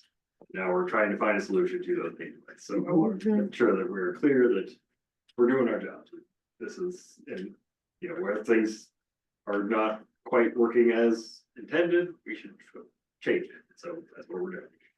And then also, I really want to just frame this for you guys as a public lands management issue, right? These are public lands. If Greg calls the Forest Service and says, I want to store my camper up in the mountains for the winter, they're gonna have an answer. It's gonna be no. So he calls and says, I want to build a ski resort, there's gonna be an answer. It's gonna be a lot of paperwork process. So I mean, it's public land. That's what it is. So that's how we should. I agree, and I think it is meant to be a positive step forward and figuring out how we can best do this. I think it's already established. There's role model cities already out there. There's nothing that's gonna happen, one, because it's hard to communicate and get around with folks, but I do know that as we look to citizen leaders like Kristen, who's such an advocate for the parks or what have you, that he has dedicate and express an interest to going out and talking to neighbors and gathering some of this information. And he's established a methodology for which these people can get their desired gardens and all of this registered, so that we have something to go on that's actually quantifiable and has required nothing from any of us to do, to pull in information, to have some of the folks that share his view or what have you say, yeah, this is what I would like to do. And even maybe there, what if we're only talking about 5 people? Suddenly we're like, only 5 people. Let's at least get started with this. We know that we require them to register, because that's a tacit agreement with the rest of the community saying, hey, I just want to use this property. If there's any problem, you can contact me. City Works can contact me. There can be simple communication and audit. So I just think if we truly want to get it going, here is somebody who was willing to be a standard bearer, and chuck him out there on the street and see what he can come back with for advocacy and information for everybody to consider, as well as where to put your 3-foot wide camper or bigger or what have you. Maybe that would be part of it and maybe it isn't, but I think could it be smaller, small enough that it's a small subset where you say, yeah, there's 10 people that want to do it 3 here, or how many people are already doing it? And this is an opportunity for them to say, I'm already doing this. Am I doing it right or wrong? Am I understanding then your statement being that the next phase would be collaboration with Luigi on a data collection? Yeah. Is this the next phase data collection is what you're recommending? I think so. Find out who's out there, who wants to do it, and bring the information back and say, hey, and say to Chris, is the, where do you see problems with these? And then it's a sampling, and you could say, well, here's a problem with this. This is not a good idea. It's the ties and the, hammered into the middle of the road and things like that. But at least we'd have a sampling upon which to base any further, considerations. Right? And then, so there's work to be done. Let them do it and bring it back. Yeah, I think it's also kind of other we're talking about, but like a sticker of approval that you're part of is like an initiative. It's not just like this program, but like the overarching, a sticker of like, oh, I'm doing this, but this is also, I'm not using all your water. It's like the Or I'm crowd doing this, but friendly. I'm not, I yes, never I'm know. not spraying these with, I totally, you know. agree, but that's part of the thing. yeah, that yeah. you get to sort out now. There's the fun stuff is yet to come, probably, right? You want Beautiful to make one building more thing. point. Okay. It's been brought up, the community wants this. We have, 12 people online, 4 or 5 people here in City Hall. This is much like, we wouldn't even get this much turnout for budget, so it's nice to see that people are participating. But you gotta also remember, while we do have nice areas of town, we do have a handful of people that do put in, time to make their yards beautiful. The core of our population, what they're worried about is trying to get up to work. They're trying to get to work, get home, feed their kids, get their kids to school, make sure their kids have clothes on their back, the supplies they need. This has very little effect on the majority of our town. And yeah, we can start with a subset. We can open it up to whoever wants to be able, whoever has the time and whoever has the motivation to do it. I don't have a problem with trying to make it look better, trying to get better use out of our land. But I've been tasked to take care of our community, take care of our streets, and uphold our ordinances. Brian's been doing a great job with permitting, going out and seeing all these unpermitted buildings, fences and everything, and putting stops on and saying, hey, until you put in the permit, until you get your papers straight, I need you to hold off. We have to work through DOPL, we have to do this. And I appreciate we don't want to do any more hoops, but there are gonna be more hoops with more opportunities. And I'm willing to work through more hoops to provide a better Bellevue. I have no problem with that. But it is a small subset that are actually gonna take advantage of this. I'm more worried about the horse manure, the piles of leaves, the 5 years of debris that's piled up behind people's yards that has not been taken care of. And that's where I want to start my focus on after we figure this out, before I, overstep my boundaries on what is appropriate and what is not appropriate in our alleys. An idea that had been floated in our meeting and speaking with Rick, our lawyer, and also from the email from Suzanne, was a potential for a committee around this, as also a citizen-led committee. I appreciate, Kristen Fletcher's comments about, citizen, town halls or gatherings, kind of workshops, information around that. So I think that, I know Luigi had his hand up to engage with another comment again. I want to acknowledge that. I'll get to you. But I think kind of where we're at is this of interest to the council? Is this something we want to continue to have discussion on and, kind of thinking about how we'd like to move this forward and what next steps are? And then I'd love to just make sure that's in alignment with staff, in how we think the process should go. So Luigi, I'd love to call on you again. Thank you, I appreciate that. I disagree respectfully with Chris that people are so caught up that they can't take care of their lawns because they're already doing it. Like, basically, it'd be hard, I think, to find a lot in Bellevue that somebody is not taking care of some part of the public space. I've been on the streets for the last 2 years helping clean up Bellevue, so yeah, I've seen it. And the complaint and what's been on the yards, it's because they don't have the time. And if they're gonna have that time, they're gonna spend it with their kids, and if they're not spending it with their kids, they're working.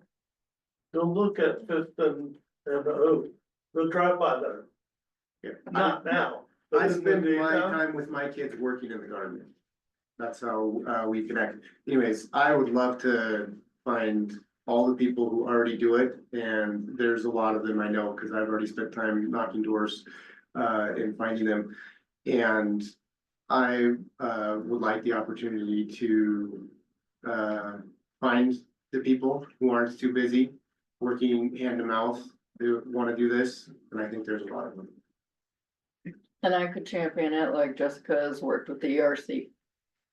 Then I'll bring little reports and I can put together your things. And then you can decide, and can put together a presentation and then can take a next step. Something like that. Brian, I would love your input just on workflow for how you think something like this would make the most sense in citizen meets staff collaboration. Yeah, I think a committee could be helpful to kind of get a little broader consensus built. I'm just trying to think through my time commitments. Currently, I'm working with you guys, planning and zoning, Parks Committee, about to start comp plan committee. So, like, I'm pretty booked. So I want to make sure that I'm being realistic about my availability as far as time commitment, but hopefully we can hire a planner soon that may be able to assist in this process. Chris, I'm sure, can help as well. And I just want to clarify the reason why I think this is an important citizen kind of involvement too, is when text amendments come to council that are from outside parties that aren't city driven, come with a very sizable fee when we're doing text amendments. So I think, it's best for city collaboration on this, so that it is coming from City Hall and it doesn't come with a large text amendment fee that then has to be paid to the city to consider amending text. So that's kind of part of a cost-effective way for citizens to, if an ordinance did need to be changed, for it to be a city citizen collaboration to basically offset that cost and make sure that that fee doesn't need to be paid to the city.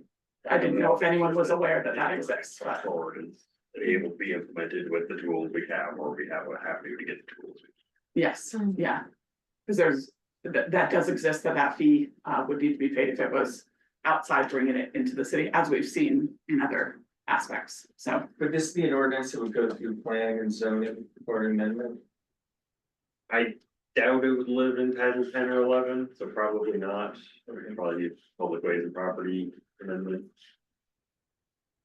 And so there is an ordinance in place, it's been on the books for years about watering restrictions. And I just want to make sure, I mean, I don't know, you might be able to register your garden, but is there will there be a handout? Will there be a discussion? And by who? About, how that, you know, are you gonna be watering your lawn all the time?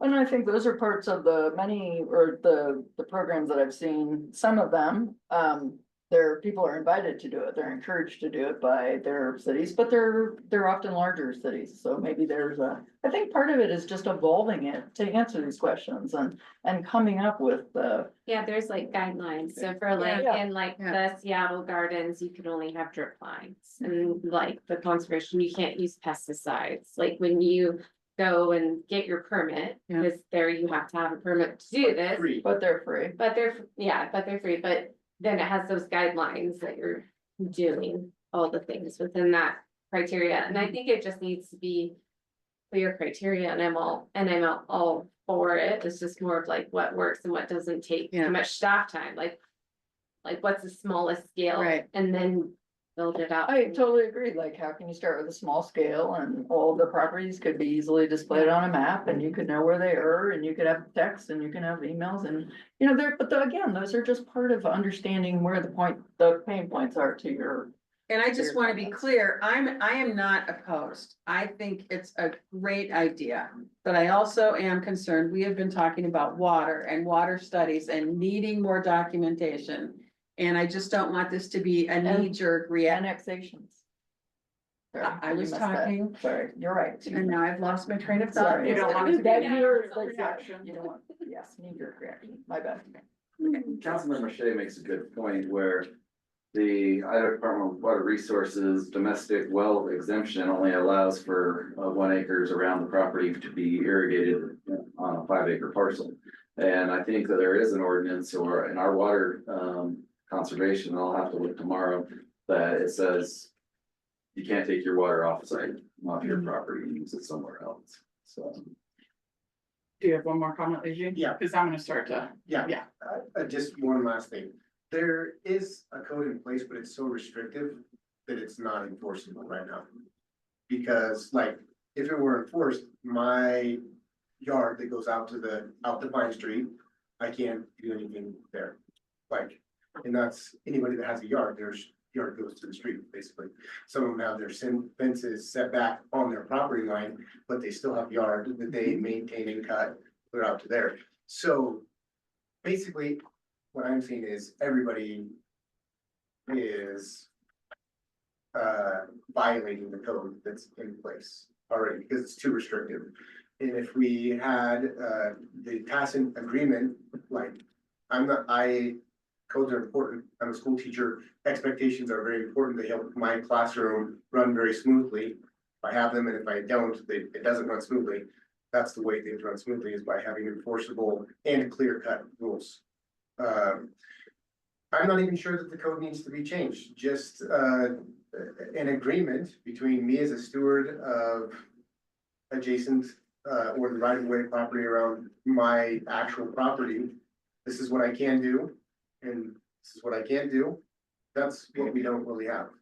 And that is my idea. Like, let's set in place. Yes, this is acceptable and this is not acceptable. And I think everybody's input is really important.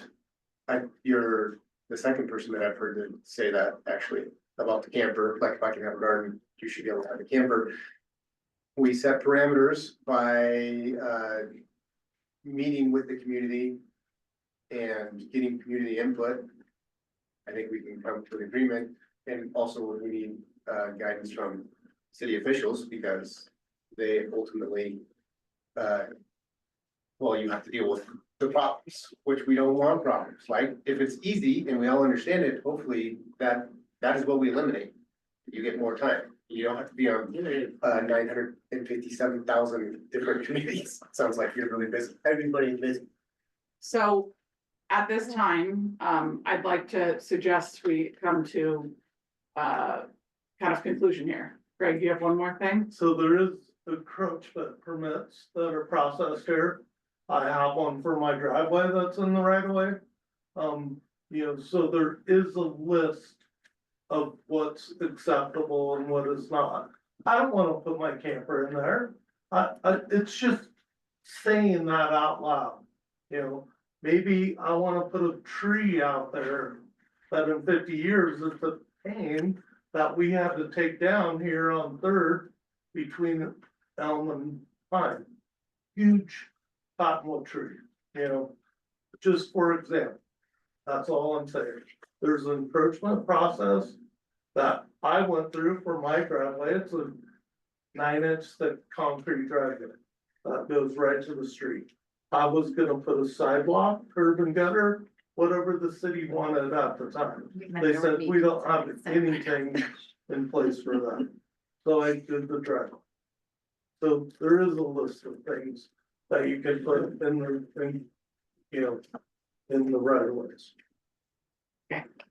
Thank you. I'm gonna stop taking public comment at this time to just come to a resolution here. I think what I would like to suggest or potentially see is more of a kind of a town hall gathering, with this being the subject.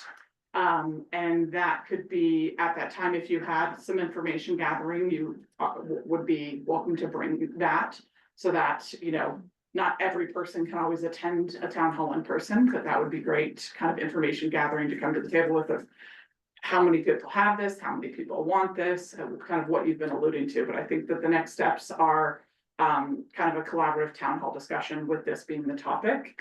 And then from there, staff can determine if the appropriate next steps are a committee.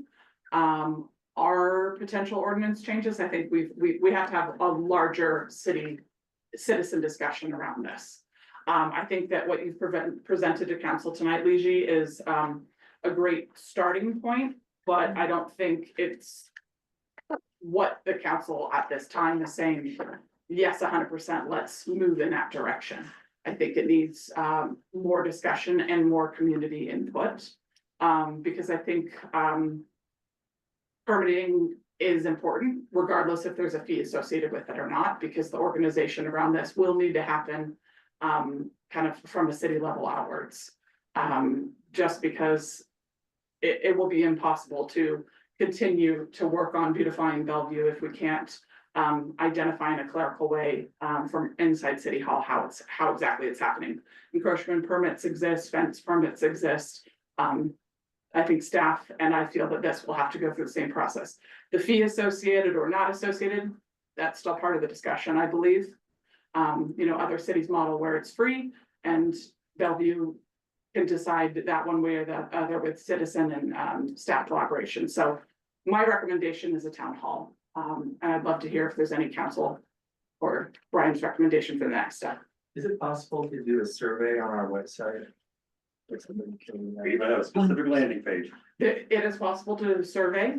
I don't want to negate the work that, you know, a citizen has already done. I haven't had a chance to look at beautifulbellevue.org, but I would say it feels appropriate for a survey to live on the City of Bellevue website, and that's something that could be a collaboration of what the contents of that survey is. So survey would be great preemptively before potentially a town hall, or if people can't join the town hall. Council, any other recommendations? I guess my only concern about surveys, and maybe you've had a tremendous response here, so that you're fairly well. Yeah, well, without a little more proactive approach, it's hard. It's hard to get people to participate, as you know, so I just didn't know the volume of what had happened with this, which has been pretty, you know, hopefully successfully promoted. I didn't know how many people survey results you had thus far from the community survey. I think around 70, but it's more than we would get without. Oh, no, No, yes, we've had meant at least 75 responses. Right, Yes. so, but again, not a preponderance of the population has been pointed out when we've had, you know, 70 public comments. It's been not a significant enough number in terms of showing for information gathering, yes, but in terms of showing potentially, maybe if there's an additional collection of information. The nice part is, I'm sorry, I haven't spoken on about any of this, but, we don't have to authorize them gathering. Yeah. Period. right? So we don't have to say, we authorize you to do a meeting with people who are Yeah. interested in doing it. And so if, To add into the survey. yeah, Yes. or, I mean, that can still Yeah. happen. That's That's exactly why my recommendation would be a town hall, and please continue to do the footwork that you feel impassioned to do, and that I believe will result in great information to bring to the table. Again, that's your effort, that is, your passion, what you want to do, and you don't need my permission, but you have my support. And then I think that, kind of a city, hosted town hall where that information, can be spoken, that's a very open format. It's not a more formal city council meeting where we can have large discussion and come up with some solid takeaways. Can I make a comment? I think what would be really helpful is just like seeing, taking this list and like finding out from people, what are the top 3 things that people really want? That would like, then it's like, okay, these are the top things. If it's like camper, Yep. vegetable garden, it's something else. And we're like, okay, then it's easier to work from Very good. this larger, list. So That would be helpful. I will work with Brian to determine his schedule, and I'll make sure that, Ligia, I'd like to make sure that whatever date we set for the town hall, and Michelle, anyone who's made public comment, that it's a good date for those to attend. And I will get that on the calendar with you guys relatively soon, I would say. Let's keep the momentum going here and not let this, fall by the wayside. So we'll get back to you by end of week with some suggested dates or selections for a town hall, and then we'll get that publicized within the community. And I would again encourage the data collection that you'd like to do in the in-between, if that's an acceptable solution to this workshop for the council. Great. Okay. Wonderful. Well, then since it's not an action item, I'm gonna close up this workshop, close up public comment, and just say thank you for everyone who participated. For the sake of time, Thank you for your hours. yeah, thank you. 3.5 now, Michelle. Let's do this all the time. They've been long, this is the longest so far, but yes. 4 hours. Yes. Yeah, 4 hours, Diane. Yeah. we're at 4. So for the sake of time, council, I would love, if someone would make a motion. I'd to- make a motion. Hold on 1 second. We've got- I'd like to either, if you feel like there's easy approval of the next line item, or continue it if we feel we want discussion on that item I think it's a 2-minute agenda item. I'm happy to on the get committee. through it. I mean, the. Yes, yes, yeah. yes. No, I'm good. Okay, then let's keep going. Item 8A, consideration and approval of resolution number 25-15, adding members to the comp plan steering committee. Brian Parker. All right, thank you. Yes, we've gotten several nominations from you guys from the community at large. They're great. They're all Bellevue residents that have been added to the committee. I will note there is a updated resolution scattered around your table. Yeah. With one additional member that came in this morning requesting to be on the committee, as a result of the newsletter, I believe. So make sure that it includes that, name, Ben Smith. Yep. And, with that, I'll stand for any questions. I have no questions. I'm ready to make a motion to approve resolution 25-15, resolution of the city of Bellevue, Idaho, adding members to the comp plan advisory committee. Second. Thank you. Got it. Good. Yeah, did you say yeah? Yeah. Okay, Councilmember Ovina, Yes. Councilmember Reed, Yes. President Shay. Yes. Councilmember Davis. Yes. Motion passes. I make a motion, we adjourn. I just want to make a comment on this item really quick, because I didn't get to, I just want to say thank you for all the citizens who are stepping up to join this committee. You heard our call, and you're showing up, and we're very excited to be able to add so many wonderful citizens to the committee. So, thank you. Oh, yes, sorry. Yes, it's okay. And at this time, I take a motion to adjourn the meeting. So here we go. I make a motion, we adjourn. Second. All in favor? Yeah. Thank you. All right, new rule of the meeting.